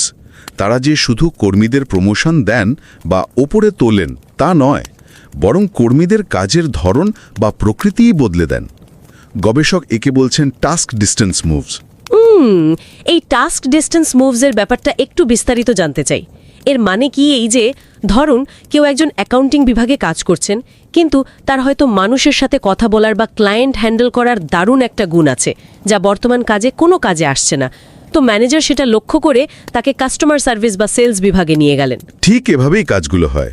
আর সবচেয়ে বড় কথা হলো, মানে একজন কর্মীর ভেতরের এই সুপ্ত দক্ষতাগুলো তো আর কম্পিউটারের স্ক্রিনে এক্সেল শিট দেখে বোঝা যায় না। এর জন্য কর্মীর সাথে কথা বলতে হয়, তাকে বুঝতে হয়। তা তো বটেই। টাইম ইউজ ডেটা বিশ্লেষণ করে দেখা গেছে এই হাই ফ্লায়ার ম্যানেজাররা কর্মীদের সাথে ওয়ান অন ওয়ান বা একান্ত মিটিংয়ে সাধারণ ম্যানেজারদের তুলনায় 19% বেশি সময় ব্যয় করেন। তারা কর্মীদের কথা শোনেন, তাদের কেরিয়ারের লক্ষ্য কী, তাদের কোন কাজে আগ্রহ বেশি, সেগুলো গভীরভাবে বিশ্লেষণ করেন। কিন্তু এখানেই তো আরেকটা বড় চিন্তার বিষয় চলে আসে। একটা কোম্পানিতে তো কাজের একটা নির্দিষ্ট গতি থাকে, তাই না? ম্যানেজার এসে যদি বারবার কর্মীদের এক কাজ থেকে সরিয়ে সম্পূর্ণ ভিন্ন অন্য কাজে দেন, তাতে কি কাজের স্বাভাবিক গতি নষ্ট হয় না? মানে আপনি বলতে চাইছেন ডিসরাপশন হয় কিনা? হ্যাঁ, ধরুন অ্যাকাউন্টিংয়ের লোককে হঠাৎ সেলসে বসিয়ে দিলে তো সাময়িকভাবে প্রোডাক্টিভিটি কমে যাওয়ার কথা। তাছাড়া কর্মীদের দিক থেকেও তো একটা ভয় থাকতে পারে, নতুন কাজে ভালো না করলে চাকরি চলে যাবে না তো? এই প্রশ্নটা অত্যন্ত বাস্তবসম্মত, আর এটাই হাই ফ্লায়ার ম্যানেজারদের আসল দক্ষতার জায়গা। তারা কিন্তু হুট করে কাউকে একেবারে অচেনা একটা বিপদের মুখে ফেলে দেন না। তাহলে কিভাবে করেন? ডেটা প্রমাণ করছে যে এই হাই ফ্লায়ার ম্যানেজারদের অধীনে থাকা কর্মীরা কোম্পানির ইন্টারনাল প্ল্যাটফর্মগুলো অনেক বেশি ব্যবহার করেন। তারা ছোট ছোট ফ্লেক্সিবল শর্ট টার্ম প্রজেক্টে বেশি অংশ নেন। মানে হলো ম্যানেজাররা কর্মীদের নতুন নতুন দক্ষতা যাচাই করার জন্য একটা নিরাপদ পরিবেশ বা সাইকোলজিক্যাল সেফটি তৈরি করে দেন। ও, বুঝতে পেরেছি, মানে একটা সেফ জোন থাকে। ঠিক, কর্মী বুঝতে পারেন যে নতুন কাজটা চেষ্টা করে দেখলে যদি ভুলও হয়, ম্যানেজার তার পাশে আছেন। আর সবচেয়ে বড় প্রমাণ হলো এই হাই ফ্লায়ার ম্যানেজারদের কারণে কর্মীদের চাকরি ছেড়ে দেওয়ার হার বা ছাঁটাই হওয়ার হার মোটেও বাড়ে না। এর মানে দাঁড়ায় ম্যানেজাররা কর্মীদের কোম্পানির বাইরে ফেলে দিচ্ছেন না, বরং কোম্পানির বিশাল কাঠামোর ভেতরেই তাদের জন্য সবচেয়ে মানানসই জায়গাটা খুঁজে বের করছেন। তারা কর্মীদের ছাঁটাইয়ের ভয় না দেখিয়ে তাদের আসল সম্ভাবনাটি খুঁজে পেতে সাহায্য করছেন। এটাই তাহলে সেই প্রকৃত ম্যাচ মেকিং মেকানিজম। একদমই তাই। আর এর দীর্ঘমেয়াদী ফলাফল অত্যন্ত বাস্তব এবং পরিমাপযোগ্য। ডেটা দেখাচ্ছে যে এই ম্যাচমেকিংয়ের ফলে কর্মীদের বেতন গড়ে 13% বৃদ্ধি পায়, আর তাদের প্রমোশন পাওয়ার হার 31% বেড়ে যায়। কিন্তু কোম্পানির ব্যালেন্স শিটের কি অবস্থা? কর্মীরা খুশি, তাদের প্রমোশন হচ্ছে, এটা তো দারুণ ব্যাপার, কিন্তু দিন শেষে কোম্পানির রেভিনিউ তো বাড়তে হবে। সেই বিষয়ে গবেষণাটি কি বলছে? কোম্পানির লাভের দিকটি বোঝার জন্য গবেষক 12টি দেশের ফিল্ড সেলস ডেটা বিশ্লেষণ করেছেন। সেখানে দেখা যায় হাই ফ্লায়ার ম্যানেজারের অধীনে থাকা কর্মীদের সেলস পারফরমেন্স 0.347 স্ট্যান্ডার্ড ডেভিয়েশন বৃদ্ধি পেয়েছে। একটু থামাই এখানে। গবেষণার ভাষায় যাকে বলা হচ্ছে 0.347 স্ট্যান্ডার্ড ডেভিয়েশন বৃদ্ধি, এটা তো একটা গাণিতিক হিসাব, কিন্তু কর্পোরেট দুনিয়ার বাস্তবতায় এর মানে ঠিক কি দাঁড়াচ্ছে? এটা কি খুব বড় কোনো লাভ? হ্যাঁ, এটা আসলেই একটা বিশাল লাভ। সহজ কথায় বলতে গেলে ধরুন একজন সাধারণ সেলস পারসন যিনি হয়তো কোনো মতে তার টার্গেট পূরণ করতেন, এই পরিবর্তনের ফলে তিনি কোম্পানির শীর্ষ পারফর্মারদের কাতারে চলে আসছেন। সত্যি তাই। হ্যাঁ, একটা বিশাল টিমের সবার সেলস যদি এই হারে বাড়ে, তবে কোয়ার্টারলি শেষে কোম্পানির মোট রেভিনিউতে সেটা $1 মিলিয়ন পার্থক্য তৈরি করতে পারে। মানে এই ম্যাচমেকিং শুধু কর্মীদের ভালো রাখছে না, এটা কোম্পানির ব্যালেন্স শিটকেও অনেক বেশি মজবুত করছে। এই তথ্যটা আসলে আমাদের চিন্তার জগৎকে নতুন করে সাজাতে সাহায্য করে। তবে আমার মনে হয় আমরা এখনও এই পেপারের সবচেয়ে কৌতূহলোদ্দীপক অংশে পৌঁছাইনি। আমি পড়েছিলাম যে এই প্রভাবগুলোর একটা অসম বা অ্যাসিমেট্রিক চরিত্র রয়েছে। তো এই অ্যাসিমেট্রিক চরিত্রটা কিভাবে কাজ করে? এই গবেষণার তাত্ত্বিক দিক থেকে এটাই সবচেয়ে গুরুত্বপূর্ণ আবিষ্কার। অসম বা অ্যাসিমেট্রিক চরিত্র মানে হলো, ধরুন কোনো কর্মী যদি তার ক্যারিয়ারে একবার অন্তত একজন হাই ফ্লায়ার ম্যানেজারের সান্নিধ্যে আসেন এবং সেই ম্যানেজার তাকে তার সঠিক কাজের জায়গায় বসিয়ে দেন, আচ্ছা, তবে পরবর্তীতে ওই হাই ফ্লায়ার ম্যানেজার যদি বদলিয়েও চলেও যান এবং সেখানে কোনো সাধারণ বা লো ফ্লায়ার ম্যানেজার আসেন, তাতেও ওই কর্মীর পারফরমেন্স বা কেরিয়ারের গ্রাফার নিচে নামে না। মানে একবার সঠিক জায়গায় পৌঁছে গেলে সাধারণ ম্যানেজার এসে সেই কর্মীর আর কোনো ক্ষতি করতে পারেন না। তার মানে হাই ফ্লায়ার ম্যানেজারের তৈরি করা প্রভাবটা একদম স্থায়ী। হ্যাঁ, এটা যেন ঠিক পায়ের মাপে তৈরি একটা নিখুঁত জুতো খুঁজে পাওয়ার মতো। দারুণ একটা তুলনা। হ্যাঁ, মানে অনেক খোঁজাখুঁজির পর একজন দক্ষ সেলসম্যান যখন একটা নিখুঁত জুতো খুঁজে দিলেন যা পায়ে একদম বসে গেল, তখন কিন্তু আপনার হাঁটার ধরনটাই পাল্টে যায়। ওই জুতোটা একবার পরে ফেলার পর যে সেলসম্যান জুতোটা খুঁজে দিয়েছিল সে যদি দোকান ছেড়ে চলেও যায়, তাতে কিন্তু ওই নিখুঁত জুতোর আরামটা নষ্ট হয় না। একদম ঠিক। আপনি আপনার মতো মসৃণভাবে সামনের দিকে এগিয়ে যেতে পারবেন। নতুন কোনো অদক্ষ সেলসম্যান এসে ওই আরামদায়ক হাঁটাটা আর কেড়ে নিতে পারবে না। অসাধারণ একটা উপমা। এই উপমাটা দিয়ে আমরা এই পেপারের মূল তাত্ত্বিক দিকটা সবচেয়ে সহজে ব্যাখ্যা করতে পারি। এটা প্রমাণ করে যে হাই ফ্লায়ার ম্যানেজাররা শুধু কর্মীদের ভয় দেখিয়ে বা বেশি খাটিয়ে বা নজরদারি করে কাজ আদায় করেন না, যাকে আমরা ট্র্যাডিশনাল ম্যানেজমেন্ট বলি আর কি। হ্যাঁ, ইকোনমিক্সের ভাষায় এই নজরদারি করে কাজ আদায় করাকে বলা যায় মনিটরিং চ্যানেল বা মোটিভেটিং চ্যানেল।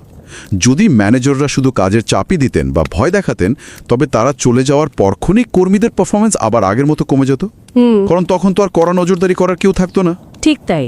যেহেতু পারফরমেন্স কমছে না, তার মানে জুতোটা সত্যিই পারফেক্ট, মানে কর্মীর স্কিল সেট আর কাজের ধরন একেবারে মিলে গেছে। ঠিক ধরেছেন, তারা সত্যিকার অর্থে কর্মীদের সঠিক কাজের সাথে মিলিয়ে দেন। একে বলা হচ্ছে অ্যালোকেশন চ্যানেল। হাই ফ্লায়ার ম্যানেজাররা কর্মীদের দীর্ঘমেয়াদী স্কিল সেট এবং কাজের প্রকৃতির মধ্যে এমন একটা স্থায়ী সেতু তৈরি করে দেন যা ম্যানেজারের অনুপস্থিতিতে অটুট থাকে। মানে নিজের গেতভেদ ড্রাইভটাই তখন কাজ করে। একদম।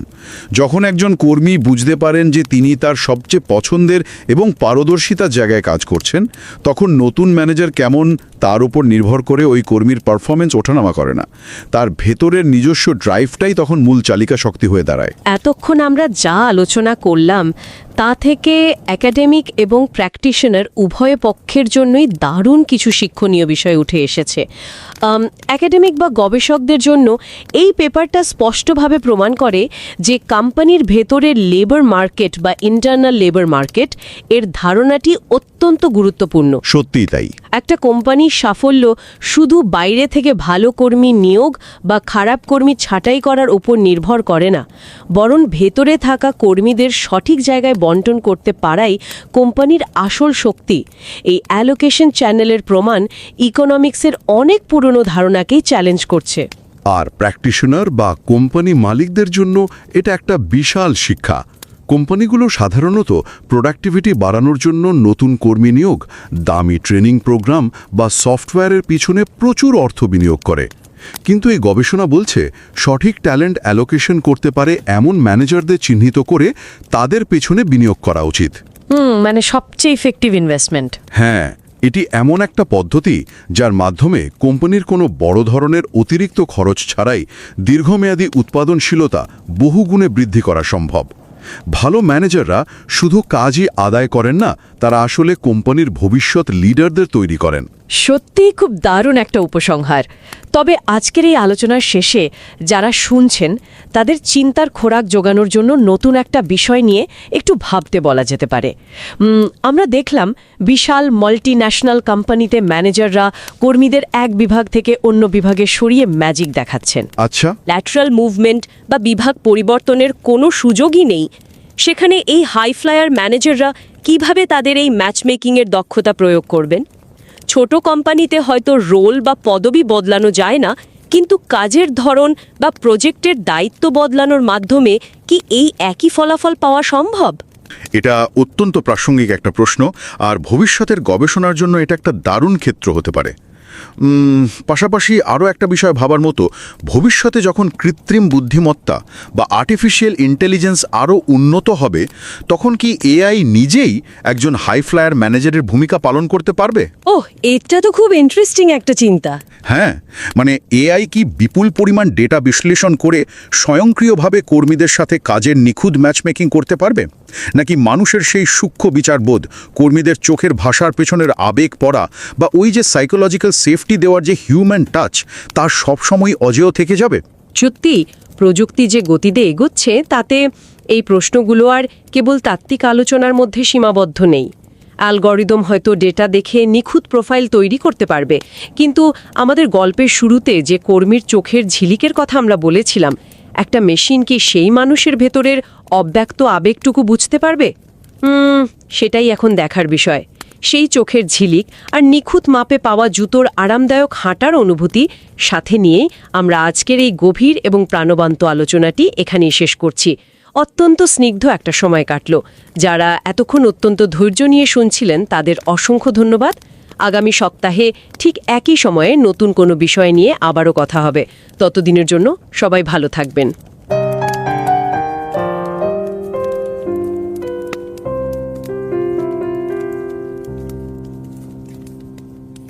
नमस्कार। रिवाइज एंड रीसबमिट में आपका स्वागत है। मैं हूं पावलोव और मैं हूं निकिता। कल्पना कीजिए कि मतलब कोई व्यक्ति है जो सालों से किसी कॉर्पोरेट दफ्तर में बस एक ही उबाऊ काम किए जा रहा है, जो कि बहुत आम बात है। बिल्कुल।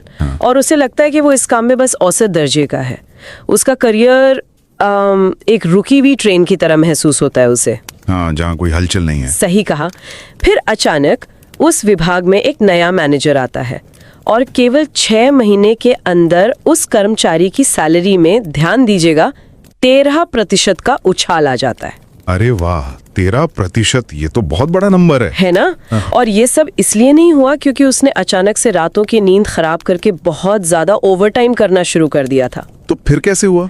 ये इसलिए हुआ क्योंकि उस नए मैनेजर ने कुछ ऐसा देखा जो पहले किसी और ने नहीं देखा था। उस मैनेजर ने उस कर्मचारी के बोरिंग स्प्रेडशीट्स में एक ग्राफिक डिजाइन की बहुत ही बेहतरीन लेकिन छिपी हुई प्रतिभा को पहचान लिया। मतलब एक पारखी नजर। बिल्कुल। उसने तुरंत उस कर्मचारी को उस डेटा एंट्री वाले काम से हटाकर एक नए ग्रीन इनिशिएटिव अभियान के डिजाइन का लीडर बना दिया। क्या बात है, ये तो पूरी दिशा ही बदल गई। हाँ, तो अर्थशास्त्र की दुनिया में हम अक्सर बाजार को चलाने वाले एडम स्मिथ के अदृश्य हाथ, मतलब इनविजिबल हैंड की बात करते हैं। लेकिन आज हम जो कहानी या जो रिसर्च देखने वाले हैं वो एक मैनेजर के दिखने वाले हाथ यानी विजिबल हैंड का एक बहुत ही शानदार उदाहरण है। एक ऐसा हाथ जो किसी इंसान की असल क्षमता को पहचान कर उसे सही काम तक पहुंचाता है। ये एक बहुत ही सटीक और कह सकते हैं बहुत ही वास्तविक चित्रण है। और आज की हमारी ये पूरी चर्चा इसी दिखने वाले हाथ के विज्ञान और उसके पीछे के ठोस प्रमाण के इर्द गिर्द घूमने वाली है। हम एक ऐसे रिसर्च पेपर का विश्लेषण करने जा रहे हैं जिसने अकादमिक दुनिया में वाकई काफी हलचल मचा दी है। हाँ, और ये कोई आम पेपर नहीं है, ये क्वार्टरली जर्नल ऑफ इकोनॉमिक्स में प्रकाशित हुआ है ना? बिल्कुल, जो कि प्रतिष्ठित FT50 लिस्टेड जर्नल्स में से एक है। मतलब ये शोध की दुनिया का वो शिखर है जहां केवल सबसे बेहतरीन और बहुत ही कड़ाई से परखे गए विचार ही पहुंच पाते हैं। सही बात है। और मैं बता दूं, इस असाधारण शोध की लेखिका वर्जीनिया मिन्नी हैं, जो जानी मानी university of Chicago booth school of business से जुड़ी हुई हैं। अगर एकेडमिक रिसर्च की दुनिया में अभी अभी कदम रखने वाले किसी नए शोधकर्ता के लिए इस पेपर को बिल्कुल आसान, मतलब बुनियादी भाषा में समझाना हो तो इसका सार बहुत सीधा सा है। हाँ, बताइए।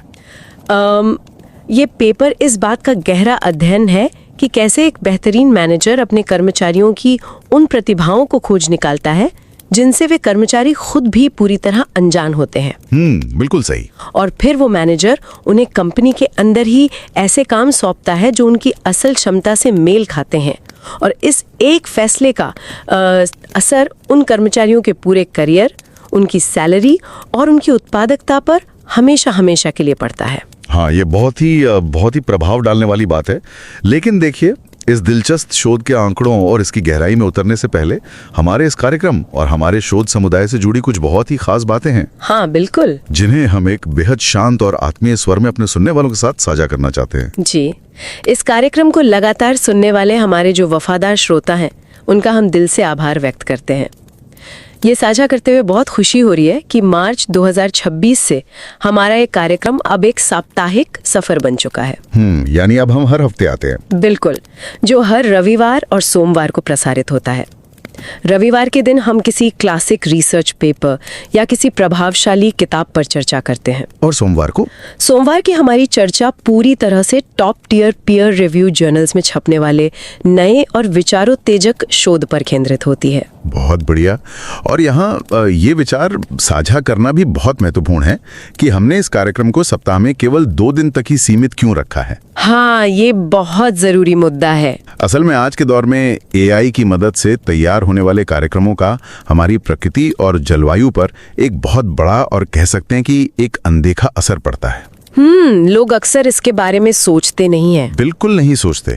बैकएंड डेटा सेंटर्स को लगातार ठंडा रखने के लिए पानी की बेतहाशा खपत होती है। ऐसे में सप्ताह में केवल 2 दिन आना हमारी ओर से जलवायु परिवर्तन यानी क्लाइमेट चेंज की दिशा में एक छोटा सा लेकिन बहुत जरूरी योगदान है। सही कहा आपने। हम इस कार्यक्रम की बौद्धिक समृद्धि और गहराई को बनाए रखते हुए प्रकृति के प्रति अपनी जिम्मेदारी भी निभाना चाहते हैं। बिल्कुल। और इसके साथ ही मैनेजमेंट रिसर्च के क्षेत्र से जुड़ी एक बहुत ही उत्साहजनक सूचना भी है। अरे हाँ, वो फिलाडेल्फिया वाली बात। हाँ, यदि कोई फिलाडेल्फिया यूएसए में होने वाली एकेडमी ऑफ मैनेजमेंट या जिसे हम AOM कहते हैं उसकी 86वीं वार्षिक बैठक में व्यक्तिगत रूप से हिस्सा लेने की योजना बना रहा है तो उनके लिए एक खास सुझाव है। उन्हें स्पेस इकोनॉमी पर होने वाले प्रोफेशनल डेवलपमेंट वर्कशॉप या PDW के लिए जरूर रजिस्टर करना चाहिए। इस बेहतरीन वर्कशॉप का नेतृत्व ऑक्सफोर्ड यूनिवर्सिटी के सेड बिजनेस स्कूल के डॉक्टर मेहदी मुंतखाबी कर रहे हैं। ये तो बहुत ही दिलचस्प विषय है, स्पेस इकोनॉमी, है ना? और हमें ये बताते हुए बहुत गर्व महसूस हो रहा है कि हमारे इस कार्यक्रम के प्रोड्यूसर मयूख मुखोपाध्याय वो भी इस मल्टी डिसिप्लिनरी और अत्यधिक उद्यमी PDW में एक योगदानकर्ता के रूप में शामिल हैं। इसका लिंक हमने शो नोट्स में दे दिया है। ये तो बहुत ही शानदार खबर है और इसी के साथ एक और बहुत ही बेहतरीन पहल है जिसके बारे में बात करना मैं जरूरी समझता हूँ। हाँ बताइए। एकेडमी ऑफ मैनेजमेंट के सिम डिवीजन ने बहुत ही खामोशी से जून 2026 से AOM SIM-Bytes नाम की एक नई मासिक पहल शुरू की है। अच्छा, ये SIM-Bytes क्या है? ये मैनेजमेंट कम्युनिटी के सीनियर स्कॉलर्स और फैकल्टी मेंबर्स द्वारा अर्ली करियर स्कॉलर्स और PhD छात्रों के लिए बनाए गए रील स्टाइल के छोटे और ज्ञानवर्धक वीडियोस की एक सीरीज है। अरे वाह, मतलब आजकल के फॉर्मेट के हिसाब से। बिल्कुल। और इसका पहला YouTube short professor Ed Freeman द्वारा प्रस्तुत किया गया है, जिन्हें जैसा कि हम सब जानते हैं स्टेक होल्डर कैपिटलिज्म का जनक भी माना जाता है। हाँ, ये तो बहुत बड़ी बात है।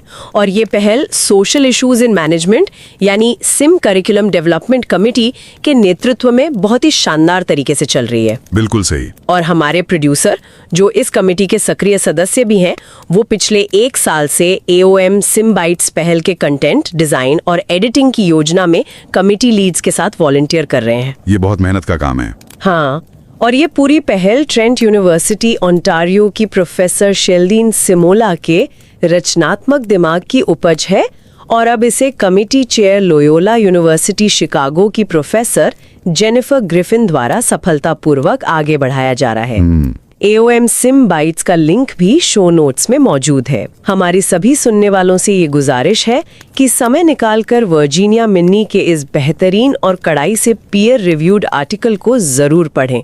इसका लिंक भी शो नोट्स में है। बिल्कुल, इसे पढ़ना चाहिए।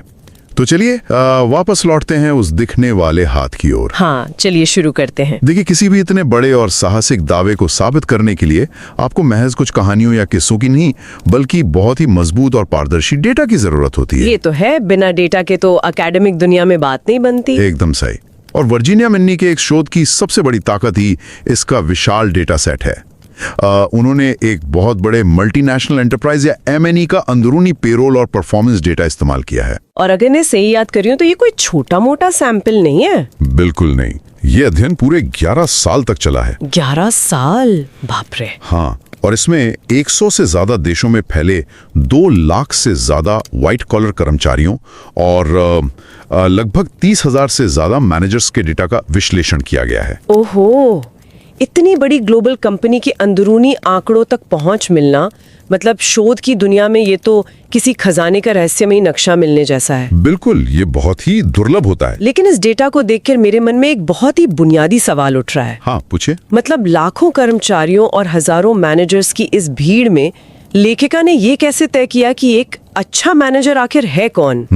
ये एक बहुत ही क्रिटिकल पॉइंट है। क्योंकि देखिए, अगर हम किसी को अच्छा मैनेजर सिर्फ इसलिए कहेंगे क्योंकि उसकी टीम अच्छा कर रही है, तो ये तो वही बात हो गई ना कि जो टीम जीत रही है उसका कोच हमेशा महान होता है। बिल्कुल, ये एक बहुत आम धारणा है और ये एक बहुत बड़ा पक्षपाती नजरिया हो सकता है टीम पहले से ही अच्छी हो। ये एक बहुत ही तार्किक शंका है और यहीं पर इस रिसर्च की डिजाइन अपनी पूरी चमक के साथ सामने आती है। अच्छा, कैसे? इस बायस या पक्षपात से बचने के लिए लेखिका ने हाई फ्लायर की एक बहुत ही दिलचस्प अवधारणा पेश की है।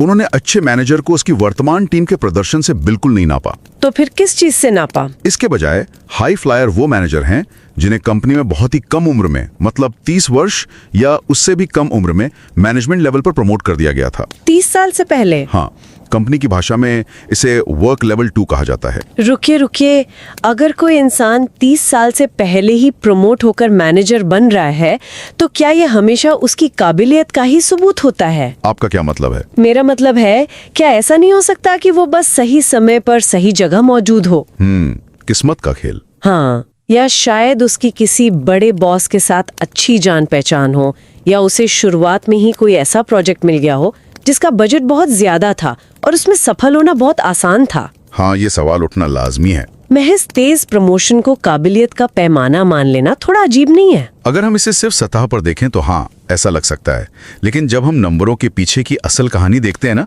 तो बात कुछ और ही निकलती है। अच्छा, डेटा क्या कहता है? लेखिका ने यह साबित किया है कि 30 साल से पहले मैनेजर बनना कोई किस्मत का खेल नहीं था। डेटा साफ तौर पर दिखाता है कि ये जो हाई फ्लायर मैनेजर्स थे, उनका भविष्य का प्रदर्शन उनके बाकी साथियों से बहुत बेहतर रहा। मतलब प्रमोशन के बाद भी वो अच्छा कर रहे थे? बिल्कुल, मैनेजर बनने के कई सालों बाद भी उनकी खुद की सैलरी की ग्रोथ बाकियों से ज्यादा रही।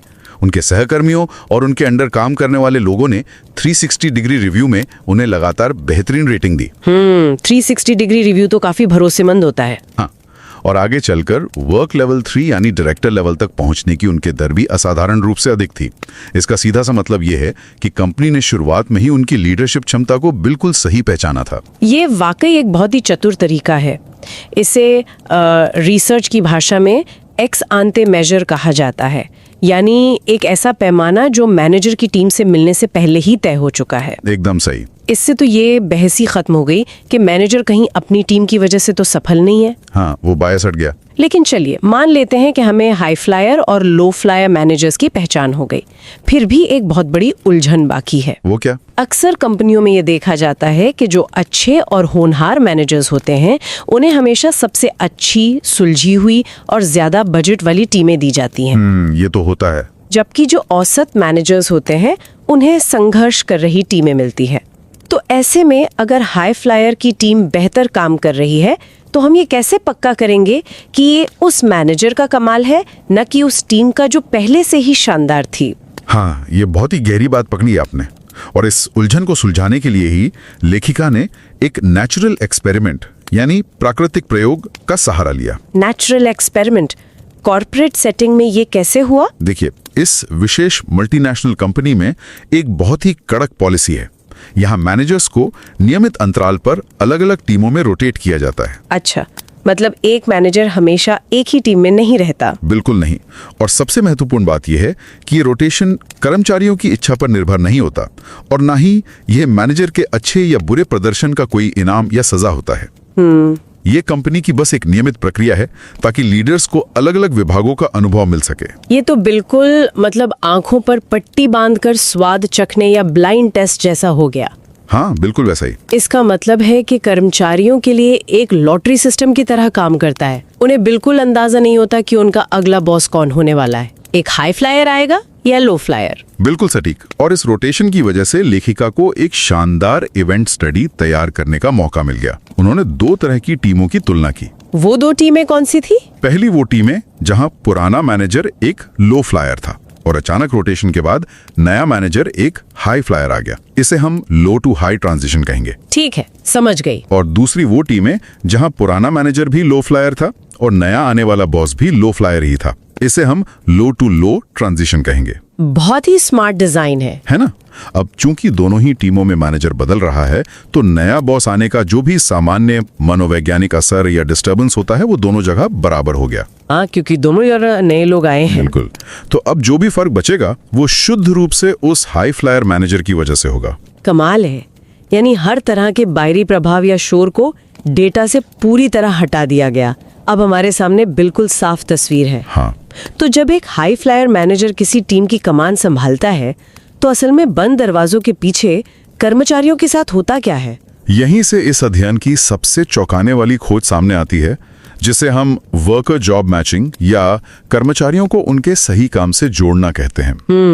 डेटा स्पष्ट रूप से दिखाता है कि जब कोई कर्मचारी किसी हाई फ्लायर मैनेजर की टीम में आता है, तो उसके लैटरल मूव्स में एक भारी इजाफा देखने को मिलता है। लैटरल मूव्स, अगर मैं इसे अपने सुनने वालों के लिए आसान शब्दों में कहूं, तो इसका मतलब है कंपनी के अंदर ही किसी कर्मचारी का एक काम से दूसरे काम या एक विभाग से दूसरे विभाग में ट्रांसफर होना, वो भी बिना किसी प्रमोशन या डिमोशन के। हाँ, बिल्कुल हुई।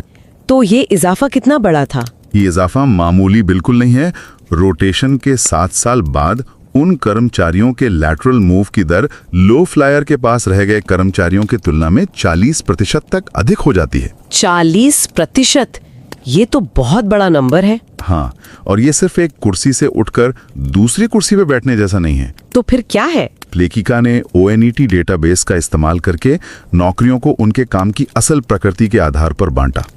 उन्होंने देखा कि काम कॉग्निटिव यानी मानसिक और विश्लेषणात्मक है, या रूटीन यानी लगातार एक जैसा होने वाला है, या फिर सोशल यानी लोगों से बातचीत और संपर्क वाला है। तो क्या इसका मतलब ये है कि ये कर्मचारी सिर्फ अपना विभाग नहीं बदल रहे थे, बल्कि अपने काम का पूरा स्वरूप ही बदल रहे थे? बिल्कुल। एक उदाहरण से समझें तो क्या कोई ऐसा व्यक्ति जो दिन भर डेटा एंट्री का रूटीन काम कर रहा था, उसे अचानक से किसी टीम को लीड करने का सोशल काम मिल रहा था? एकदम सही पकड़ा आपने। डेटा में इस बात के साफ प्रमाण हैं कि हाई फ्लायर मैनेजर के आने के बाद कर्मचारी अक्सर अपने काम की प्रकृति के बीच दायरा बदलते हुए पाए गए। अच्छा, कैसे? जैसे कोई कर्मचारी जो पहले कस्टमर सर्विस में लोगों से बात कर रहा था, वो अचानक से सप्लाई चेन या लॉजिस्टिक्स के कॉग्निटिव और रणनीतिक काम में चला गया। अरे वाह! या कोई प्रोडक्ट डेवलपमेंट वाला व्यक्ति क्वालिटी कंट्रोल के रूटीन काम में आ गया, क्योंकि शायद वो बारीकियों को पकड़ने में ज्यादा तेज था। लेकिन अगर मैं यहाँ एक एनालॉजी या उदाहरण दूं, तो क्या ये सब सिर्फ ताश के पत्तों को फेंटने जैसा नहीं है? ताश के पत्ते कैसे? मतलब एक नया मैनेजर आया है, उसे समझ नहीं आ रहा कि कौन क्या कर सकता है, तो वो बस लोगों को इधर से उधर कर रहा है, ये देखने के लिए कि शायद कोई अच्छा पत्ता हाथ लग जाए। हाँ, ये सोचना भी स्वाभाविक है। तो क्या इस पत्ते फेंटने से असल में कोई गेम जीता जा रहा है? यानी कि इससे कोई वास्तविक आर्थिक लाभ हो रहा है, या सिर्फ कागजों पर विभाग बदले जा रहे हैं? कि क्या केवल काम बदलने से आउटपुट भी बढ़ता है? बिल्कुल। और यहाँ डेटा बहुत ही ठोस और निर्विवाद आर्थिक परिणाम पेश करता है। अच्छा, क्या परिणाम है? जिन कर्मचारियों को हाई फ्लायर मैनेजर मिला और जिनका लेटरल मूव हुआ, उनके करियर के ग्राफ में एक जबरदस्त उछाल आया। 7 साल के अंतराल में इन कर्मचारियों की सैलरी में औसतन 13% की वृद्धि देखी गई। रुकिए, 13%? हाँ, 13%। ये कोई छोटा नंबर नहीं है। कॉर्पोरेट दुनिया के किसी सामान्य कर्मचारी को महज अनुभव के आधार पर अपनी सैलरी में 13% की बुनियादी वृद्धि हासिल करने के लिए कई साल लग जाते हैं। बिल्कुल, ये बहुत बड़ा इम्पैक्ट है। लेकिन क्या ये 13% का उछाल सिर्फ इसलिए तो नहीं है क्योंकि हाई फ्लायर मैनेजर्स के पास कंपनी का ज्यादा बजट होता है और वे अपने लोगों को आसानी से इंक्रीमेंट बांट सकते हैं? ये एक जायज सवाल है, लेकिन डेटा इसका जवाब भी देता है। इतना ही नहीं, उनके वर्क लेवल 2 यानी खुद मैनेजर के पद तक पहुंचने की संभावना भी 31% तक बढ़ गई। ओह, मतलब प्रमोशन के चांस भी बढ़ गए। हाँ, और बात सिर्फ बजट की नहीं है, बल्कि असल उत्पादकता की है। वो कैसे नापा उन्होंने? इसे साबित करने के लिए लेखिका ने 15 अलग अलग देशों के फील्ड सेल्स कर्मचारियों के वास्तविक प्रदर्शन डेटा का गहराई से विश्लेषण किया। सेल्स, क्योंकि सेल्स एक ऐसा क्षेत्र है जहां उत्पादकता को सीधे नंबरों में नापा जा सकता है, जैसे किसने कितना सामान बेचा। बिल्कुल। यहाँ लेखिका ने पाया कि हाई फ्लायर मैनेजर के आने के बाद सेल्स कर्मचारियों की वास्तविक उत्पादकता में 0.347 स्टैंडर्ड डेविएशन का भारी उछाल आया। स्टैंडर्ड डेविएशन अकादमिक दुनिया के बाहर ये शब्द थोड़ा भारी लग सकता है। हाँ, थोड़ा टेक्निकल है। अगर मैं इसे एक उदाहरण में बदलूं, मान लीजिए मैं एक सेल्समैन हूं जो दिन में औसतन 10 गाड़ियां बेचता है, तो इस 0.347 स्टैंडर्ड डेविएशन के उछाल का असल जीवन में क्या मतलब हुआ? आंकड़ों की दुनिया में इसका मतलब है एक बहुत बड़ा और स्पष्ट बदलाव, जो महज कोई संयोग या इत्तेफाक नहीं हो सकता। अगर आप दिन में 10 गाड़ियां बेच रहे थे, तो इस उछाल का मतलब है कि अब आप लगातार 13 या 14 गाड़ियां बेच रहे हैं। अरे वाह! और वो भी किसी सीजनल डिमांड की वजह से नहीं, बल्कि इसलिए क्योंकि नए मैनेजर ने आपको उस क्षेत्र या उस प्रोडक्ट लाइन में लगा दिया है जो आपके बेचने के अंदाज से सबसे ज्यादा मेल खाता है। आपकी पूरी परफॉर्मेंस का कर्व ही दाईं ओर खिसक गया है। ये तो सच में अद्भुत है। लेकिन एक शंका मेरे दिमाग में लगातार घूम रही है। बताइए, क्या शंका है? कहीं ऐसा तो नहीं कि ये हाई फ्लायर मैनेजर्स बहुत सख्त होते हैं? सख्त मतलब? शायद वो टीम में आते ही सबसे कमजोर कड़ियों को, यानी खराब प्रदर्शन करने वाले कर्मचारियों को नौकरी से निकालकर बाहर कर देते हैं। बची हुई टीम का औसत प्रदर्शन और औसत सैलरी तो अपने आप ही गणित के हिसाब से ऊपर चली जाएगी। हाँ, आप जो कह रही हैं उसे मैनेजमेंट की भाषा में सर्वाइवरशिप बायस कहा जाता है। बिल्कुल। लेकिन आपको जानकर खुशी होगी कि डेटा इसे पूरी तरह से खारिज करता है। अच्छा, कैसे? शोध में पाया गया कि हाई फ्लायर मैनेजर के आने से कर्मचारियों के खुद कंपनी छोड़ने की दर या कंपनी द्वारा उन्हें निकाले जाने की दर पर कोई असर नहीं पड़ता। मतलब लेऑफ्स नहीं बढ़े? बिल्कुल नहीं। वे लोगों को बाहर का रास्ता नहीं दिखाते, बल्कि कंपनी के अंदर ही उनके लिए सही जगह ढूंढते हैं। तो फिर ये 13% सैलरी ग्रोथ आई कहां से? इसे साबित करने के लिए लेखिका ने एक बहुत ही जटिल मीडिएशन एनालिसिस, या जिसे हम मध्यस्थता विश्लेषण कहते हैं, उसका प्रयोग किया। ये क्या होता है? अगर इसे एक उदाहरण से समझें तो मान लीजिए एक पौधा बहुत तेजी से बढ़ रहा है। अब ये पता लगाना है कि ये सूरज की रोशनी की वजह से है या नए खाद की वजह से। अच्छा उदाहरण है। मीडिएशन एनालिसिस उस सटीक कारण को अलग करके दिखाता है। इस विश्लेषण से ये निकल कर आया कि कर्मचारियों की सैलरी में जो 13% की कुल वृद्धि हुई है, उसका 64% हिस्सा सिर्फ और सिर्फ उन लैटरल मूव्स की वजह से था। मतलब 64% सैलरी ग्रोथ सिर्फ इसलिए हुई क्योंकि मैनेजर ने कर्मचारी की प्रतिभा को पहचानकर उसे सही काम दे दिया। बिल्कुल। न कि इसलिए कि कर्मचारी ने अचानक से अपने पुराने ही काम में बहुत ज्यादा मेहनत करनी शुरू कर दी थी। ये सच में आंखें खोलने वाला है। हाँ, ये बहुत पावरफुल इंसाइट है। लेकिन आखिर एक हाई फ्लायर मैनेजर अपने दिन प्रतिदिन के काम में ऐसा क्या अलग करता है जिससे इतने बड़े परिणाम आते हैं? यहाँ पर माइक्रोसॉफ्ट टाइम यूज डेटा हमें पूरी अंदरूनी कहानी बताता है। वो डेटा जो ट्रैक करता है कि लोग अपना डिजिटल समय कैसे बिताते हैं। हाँ बिल्कुल। इससे पता चला कि हाई फ्लायर मैनेजर्स अपने कर्मचारियों के साथ वन-ऑन-वन मीटिंग्स में, यानी व्यक्तिगत बातचीत में 19% ज्यादा समय बिताते हैं। 19% ज्यादा? ये तो काफी समय है। हाँ, वे मीटिंग्स के दौरान मल्टीटास्किंग बहुत करते हैं। और सबसे दिलचस्प बात यह है कि जब उनकी खुद की क्षमताओं का विश्लेषण किया गया तो पता चला कि उनकी महारत रूटीन प्रोजेक्ट मैनेजमेंट में उतनी नहीं है जितनी स्ट्रेटजी और टैलेंट मैनेजमेंट में है। ओहो, मतलब वे केवल काम का आदेश नहीं देते, वे लोगों के दिमाग को पढ़ते हैं। बिल्कुल सही। और शायद इसीलिए उनके अंडर काम करने वाले कर्मचारी भी इतना सुरक्षित और प्रेरित महसूस करते हैं। हाँ, और इसका भी सबूत है डेटा में। अच्छा? डेटा बताता है कि हाई फ्लायर मैनेजर्स के कर्मचारी आंतरिक लर्निंग प्लेटफॉर्म पर 10% ज्यादा नई स्किल्स पोस्ट करते हैं। मतलब वो नया सीखने को बेताब रहते हैं। हाँ, और वे फ्लेक्सिबल शॉर्ट टर्म प्रोजेक्ट्स के लिए 50.5% ज्यादा अप्लाई करते हैं। वे नया आजमाने से डरते नहीं हैं। ये तो एक बहुत ही पॉजिटिव वर्क कल्चर की निशानी है।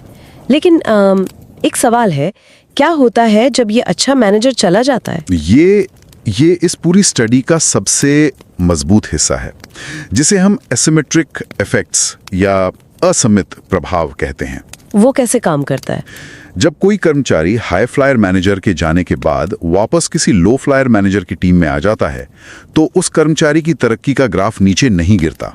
ये कैसे संभव है? आमतौर पर तो अगर कोई अच्छा बॉस चला जाए तो टीम का प्रदर्शन भी गिर जाता है। यही तो इस शोध का सार है। जो फायदे उस कर्मचारी को मिले थे वो स्थायी रहते हैं। मतलब वो परमानेंट हो गए। इसका सीधा सा मतलब है कि अच्छे मैनेजर ने कर्मचारी के लिए जो सही काम ढूंढा था, वो कोई थोड़े समय का मोटिवेशन या चीयर लीडिंग नहीं था। बिल्कुल नहीं। उसने असल में उस इंसान को उसके सही काम से मिला दिया था, जो बॉस के जाने के बाद भी अपना फल देता रहता है। ये एक स्थायी टैलेंट एलोकेशन था। ये वाकई में मैनेजमेंट की पूरी सोच को बदल कर रख देने वाला निष्कर्ष है। मैं पूरी तरह सहमत हूँ।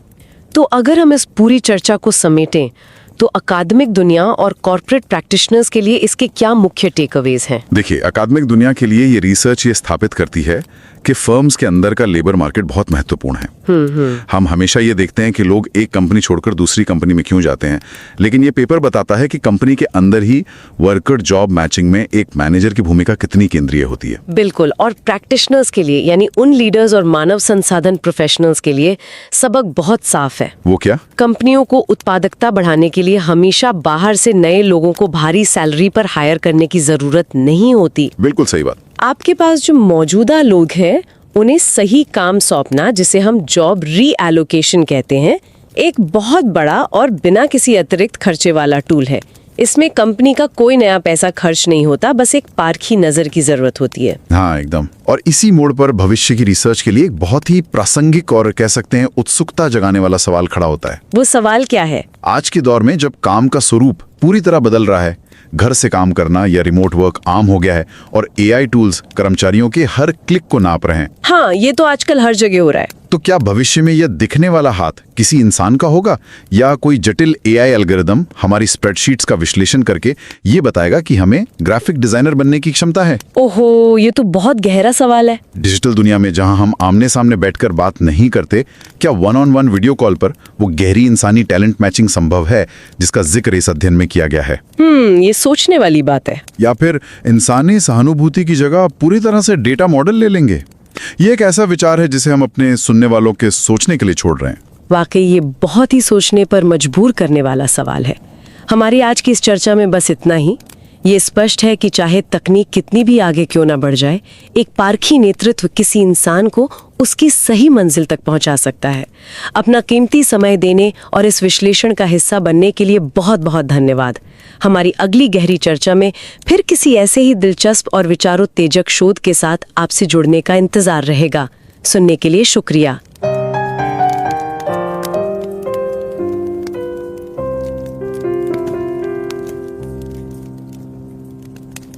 Prøv lige at forestille dig, at du sidder i en helt almindelig kontorstol. Ja. Du har ligesom været i din standardrolle i et par år nu. Du er dygtig til dit arbejde. Altså, du overholder dine deadlines og alt det der. Men inderst inde brænder du faktisk for noget helt andet. Lige præcis. Lad os sige, at du har en enorm passion for miljømæssig bæredygtighed. Men det står bare slet ikke i din jobbeskrivelse. Du er en lille brik i en gigantisk multinational maskine, og din hverdag føles ærligt talt ret fastlåst. Det kender mange nok, ja. Nemlig. Men så en dag sker der noget. Du får en ny chef, og under et helt almindeligt en-til-en møde, hvor I egentlig bare skulle krydse ugens opgaver af. Ja, et af de der klassiske statusmøder. Præcis, der stopper den her nye chef op og lytter rent faktisk til dig. Chefen fanger den der skjulte passion for klimaet, og vedkommende nøjes altså ikke med bare at nikke høfligt. Nej, de gør noget ved det. Lige præcis.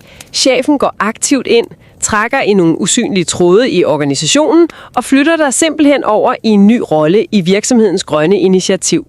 Med et af din karrierebane fuldstændig ændret. Wow. Ja. Du præsterer bedre end nogensinde før, simpelthen fordi du endelig er havnet på den rette hylde. Forestil dig et øjeblik, at du sidder i den stol. Det er altså et utroligt stærkt scenarie at starte ud med. Og det vigtigste at slå fast her, det er jo, at det ikke bare er en sjælden solskinshistorie. Nej, det er en fuldstændig målbar dynamik, der udspiller sig. Og det illustrerer jo den massive indflydelse, som en meget specifik type leder faktisk kan have på et menneskes arbejdsliv. Og det er netop den dynamik, der er kernen i det kildemateriale, vi skal udforske i dag. Vi kigger nemlig nærmere på en nylig forskningsartikel, publiceret i det meget prestigefyldte Quarterly Journal of Economics. Ja, et af de absolutte toptidsskrifter inden for økonomi. Lige præcis. Et af de her FT50 tidsskrifter. Og artiklen den hedder Making the Invisible Hand Visible. Managers and the Allocation of Workers to Jobs.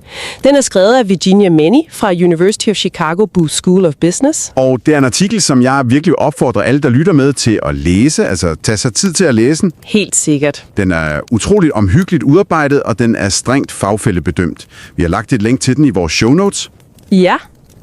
Men inden vi for alvor åbner op for de her akademiske indsigter, så vil vi gerne lige knytte et par ord til den rejse, vi selv er på, altså sammen med jer lyttere. Ja, apropos det med at finde sin rette hylde, ikke? Jo, præcis.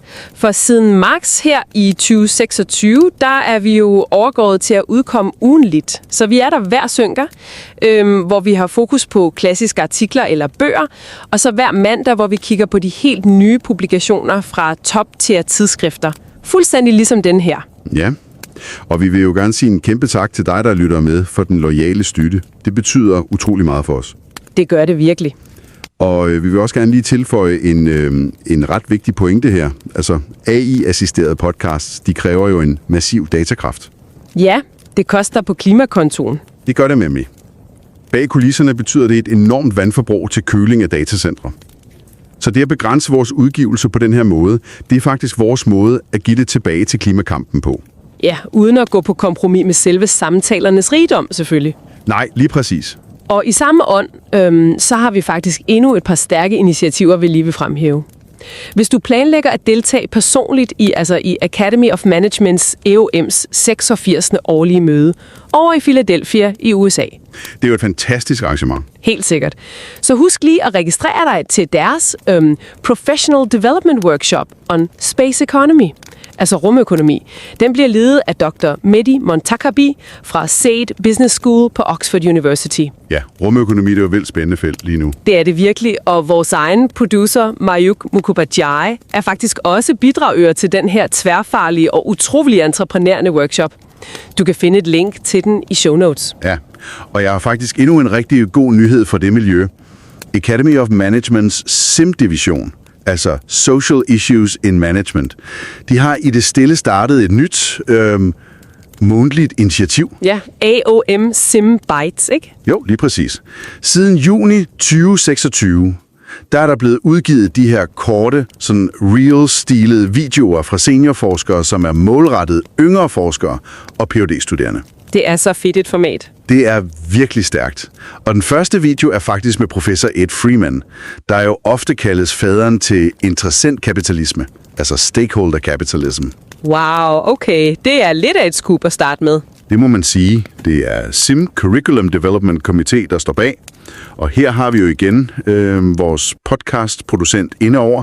Mayukh har faktisk arbejdet frivilligt det seneste år med selve planlægningen af indhold og redigeringen af det her initiativ. Det er et kæmpe arbejde. Ja. Ideen opstod oprindeligt hos professor Sheldine Simula fra Trent University i Ontario, og den drives nu med stor energi videre af komiteens forperson, professor Jennifer Griffin fra Loyola University i Chicago.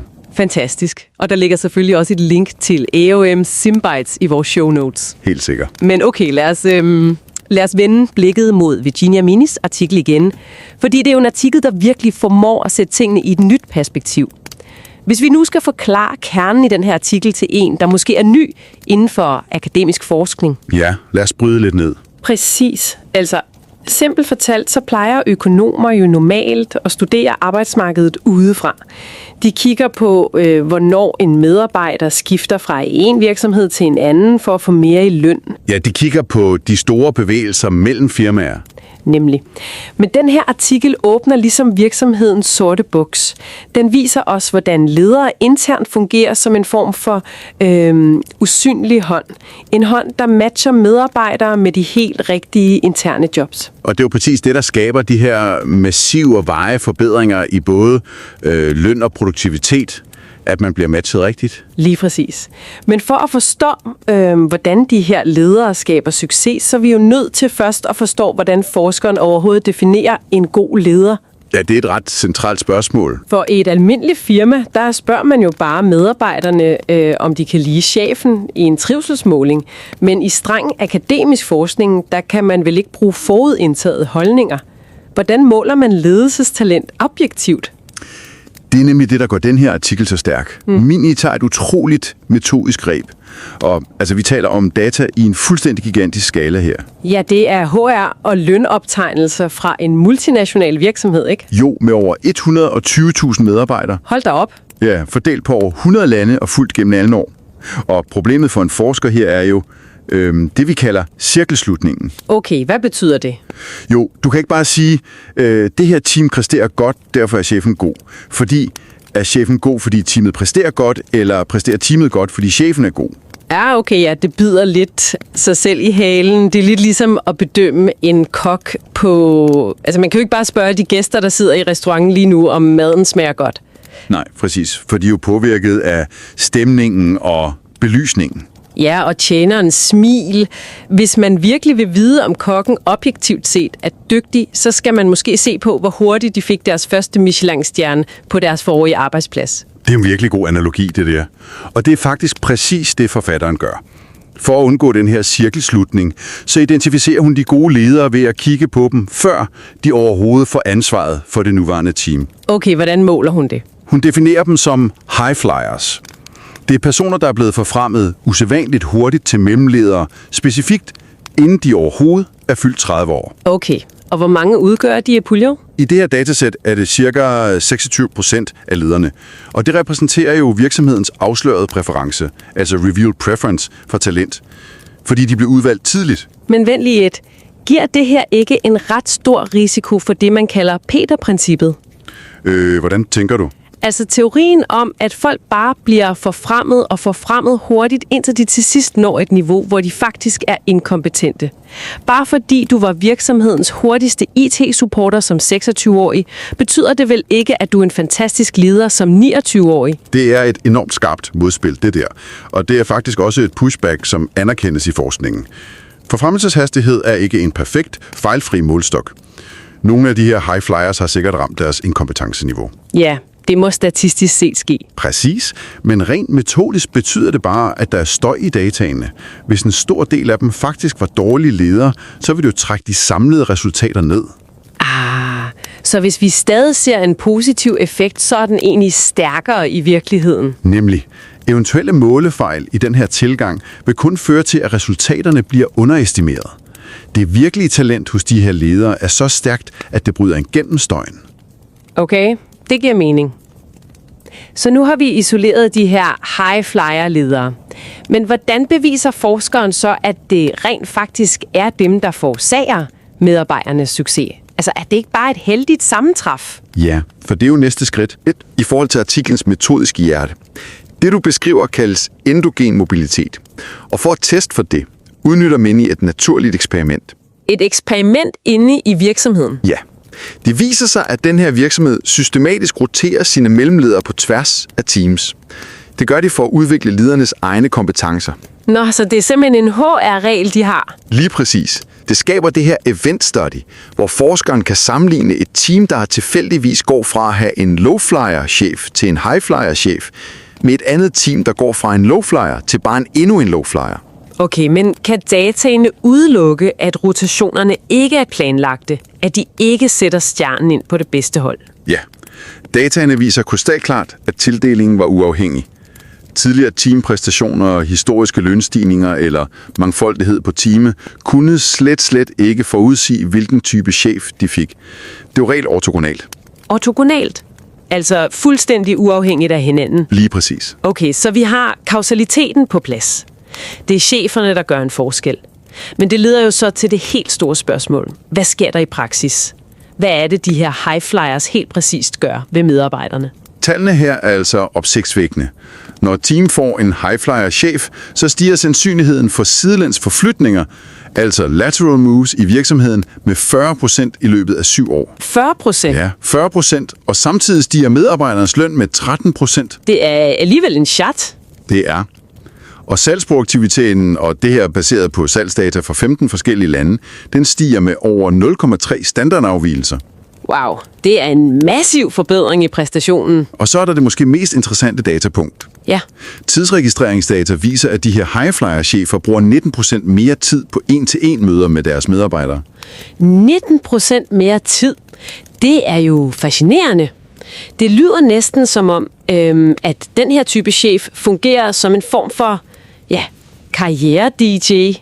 En karriere-DJ? Den må du lige folde ud. Jamen altså, forestil dig en dårlig DJ. De står bare og råber ind i mikrofonen for at få folk til at danse hurtigere, ikke? Det er ren motivation. Pisk og gulerod. Kom nu, arbejd hårdere.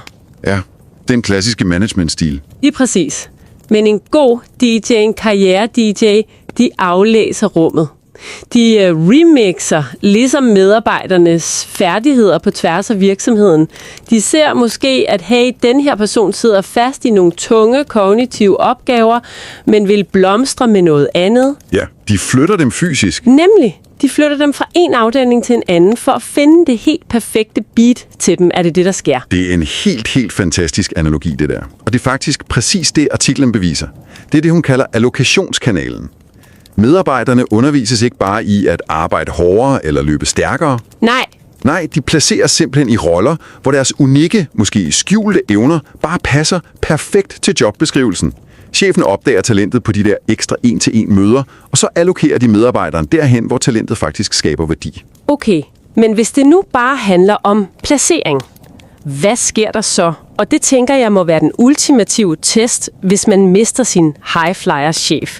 Altså DJ'en forlader festen. Ja, præcis. Hvad sker der, når de roterer videre? Ja, hvis ledere bare er en cheerleader, der motiverer, så burde effekten jo forsvinde i det sekund, de går ud af døren, og en lavt præsterende chef tager over. Og her fremlægger forskeren nok det mest elegante fund i hele artiklen. Asymmetrien. Asymmetrien? Ja, hvad sker der, når en medarbejder mister en high-flyer-chef og får en low-flyer? Næsten ingenting. Men virkelig, effekten bliver simpelthen bevaret. Effekterne er fuldstændig asymmetriske, ja. Gevinsten i både produktivitet og løn bevares. Og endnu vigtigere, der er ingen stigning i medarbejdere, der siger op, hvilket udelukker, at de her chefer bare presser folk til at arbejde solen sort, indtil de brænder sammen. Jamen det giver jo vildt god mening. Når karriere-DJ'en først har fundet dit perfekte track, dit perfekte jobmatch, så kan den næste og måske meget dårligere DJ jo ikke bare slette det. Du sidder jo stadig på den rette stol. Lige præcis. Det er det varige match, der bærer succesen, ikke den løbende pisk. Det er faktisk ret smukt. Men jeg bliver nødt til at spørge ind til, hvem der får glæde af det her. Fordi i mange store virksomheder, der fokuserer cheferne jo kun på deres superstjerner. Ja, favorisering. Præcis. Gælder det den her DJ-effekt kun for eliten? Altså, er det kun de i forvejen dygtige, der bliver matchet bedre? Det er en enormt vigtig detalje. Minni laver en såkaldt heterogenitetsanalyse for at se på, hvem der påvirkes. Og svaret er et rungende nej. Det er absolut ikke kun eliten. Okay, hvem er det så? Faktisk viser dataene, at bundlinjepræsterende medarbejdere, altså dem, der kæmpede med det, før de fik den nye chef, de oplever nøjagtig samme gavnlige effekt. Så de var ikke dårlige medarbejdere, de var bare på det forkerte sted? Nemlig. Deres talent lå bare et andet sted. Og artiklen viser faktisk, at de absolut største vindere, det er de yngre medarbejdere, dem, der stadig er ved at finde deres rette hylde i arbejdslivet. Ja, det giver mening, for de har haft færrest chancer for at ramme rigtigt selv. Præcis, og effekten er også stærkest for ansatte i de meget store kontorer, hvor der er en stor jobdiversitet. Der er simpelthen flere muligheder, flere instrumenter at spille på, når matchet skal laves. Så når vi samler det hele, hvad er så de vigtigste konklusioner, vi kan drage herfra, altså for fremtiden? Altså hvis vi kigger på det akademisk, så udfordrer det her fuldstændig de tidligere modeller for, hvordan vi ser på arbejdsmarkedet. Det beviser, at matcheffekter internt i en virksomhed er utroligt vigtige. Det er ikke kun, når du skifter firma, du kan finde din plads. Og for virksomhederne ude i virkeligheden? For praktikere og ledere derude er budskabet meget klart. Det at forbedre matchet mellem den enkelte medarbejder og jobbet, det er en nærmest ressourceneutral måde at skabe massiv produktivitet på. Du behøver ikke at hyre dyrt ind, fyre folk eller bruge millioner på formelle træningsprogrammer. Du skal bare lytte og rykke brikkerne rigtigt. Det er en vild tanke, at man kan forløse så meget potentiale bare ved at flytte folk. Det er det virkelig. Og det efterlader faktisk også mig med et lidt nysgerrigt spørgsmål til fremtiden. Nu hvor vi sidder her og taler om kunstig intelligens, algoritmer, der skal optimere absolut alt, ikke? Jo, det er jo overalt. Kan en AI nogensinde erstatte det menneskelige øre hos en mellemleder? Det er et stort spørgsmål. Ja, for tænk på det. Kan en algoritme mærke den der udtalte passion hos en medarbejder under et 1-til-1-møde? Eller omvendt, vil fremtidens ledere måske netop bruge AI til at kortlægge alle de her færdigheder, så de kan blive endnu bedre matchmaker? Det er præcis den balancegang, vi kommer til at stå i. Og kombinere den teknologiske overblikskraft med den ægte menneskelige empati, det kræver at se talentet. Lige præcis. Og det er i hvert fald en tanke, vi vil opfordre dig, der lytter til at lade rumstere lidt i baghovedet ind til næste uge. Sæt dig godt til rette med den tanke. Ja. Vi vil gerne sige tusind tak, fordi du delte din tid og din nysgerrighed med os i dag. Det har været en fornøjelse. Tak fordi I lyttede med, og vi høres ved igen i næste uge. Pas godt på jer selv.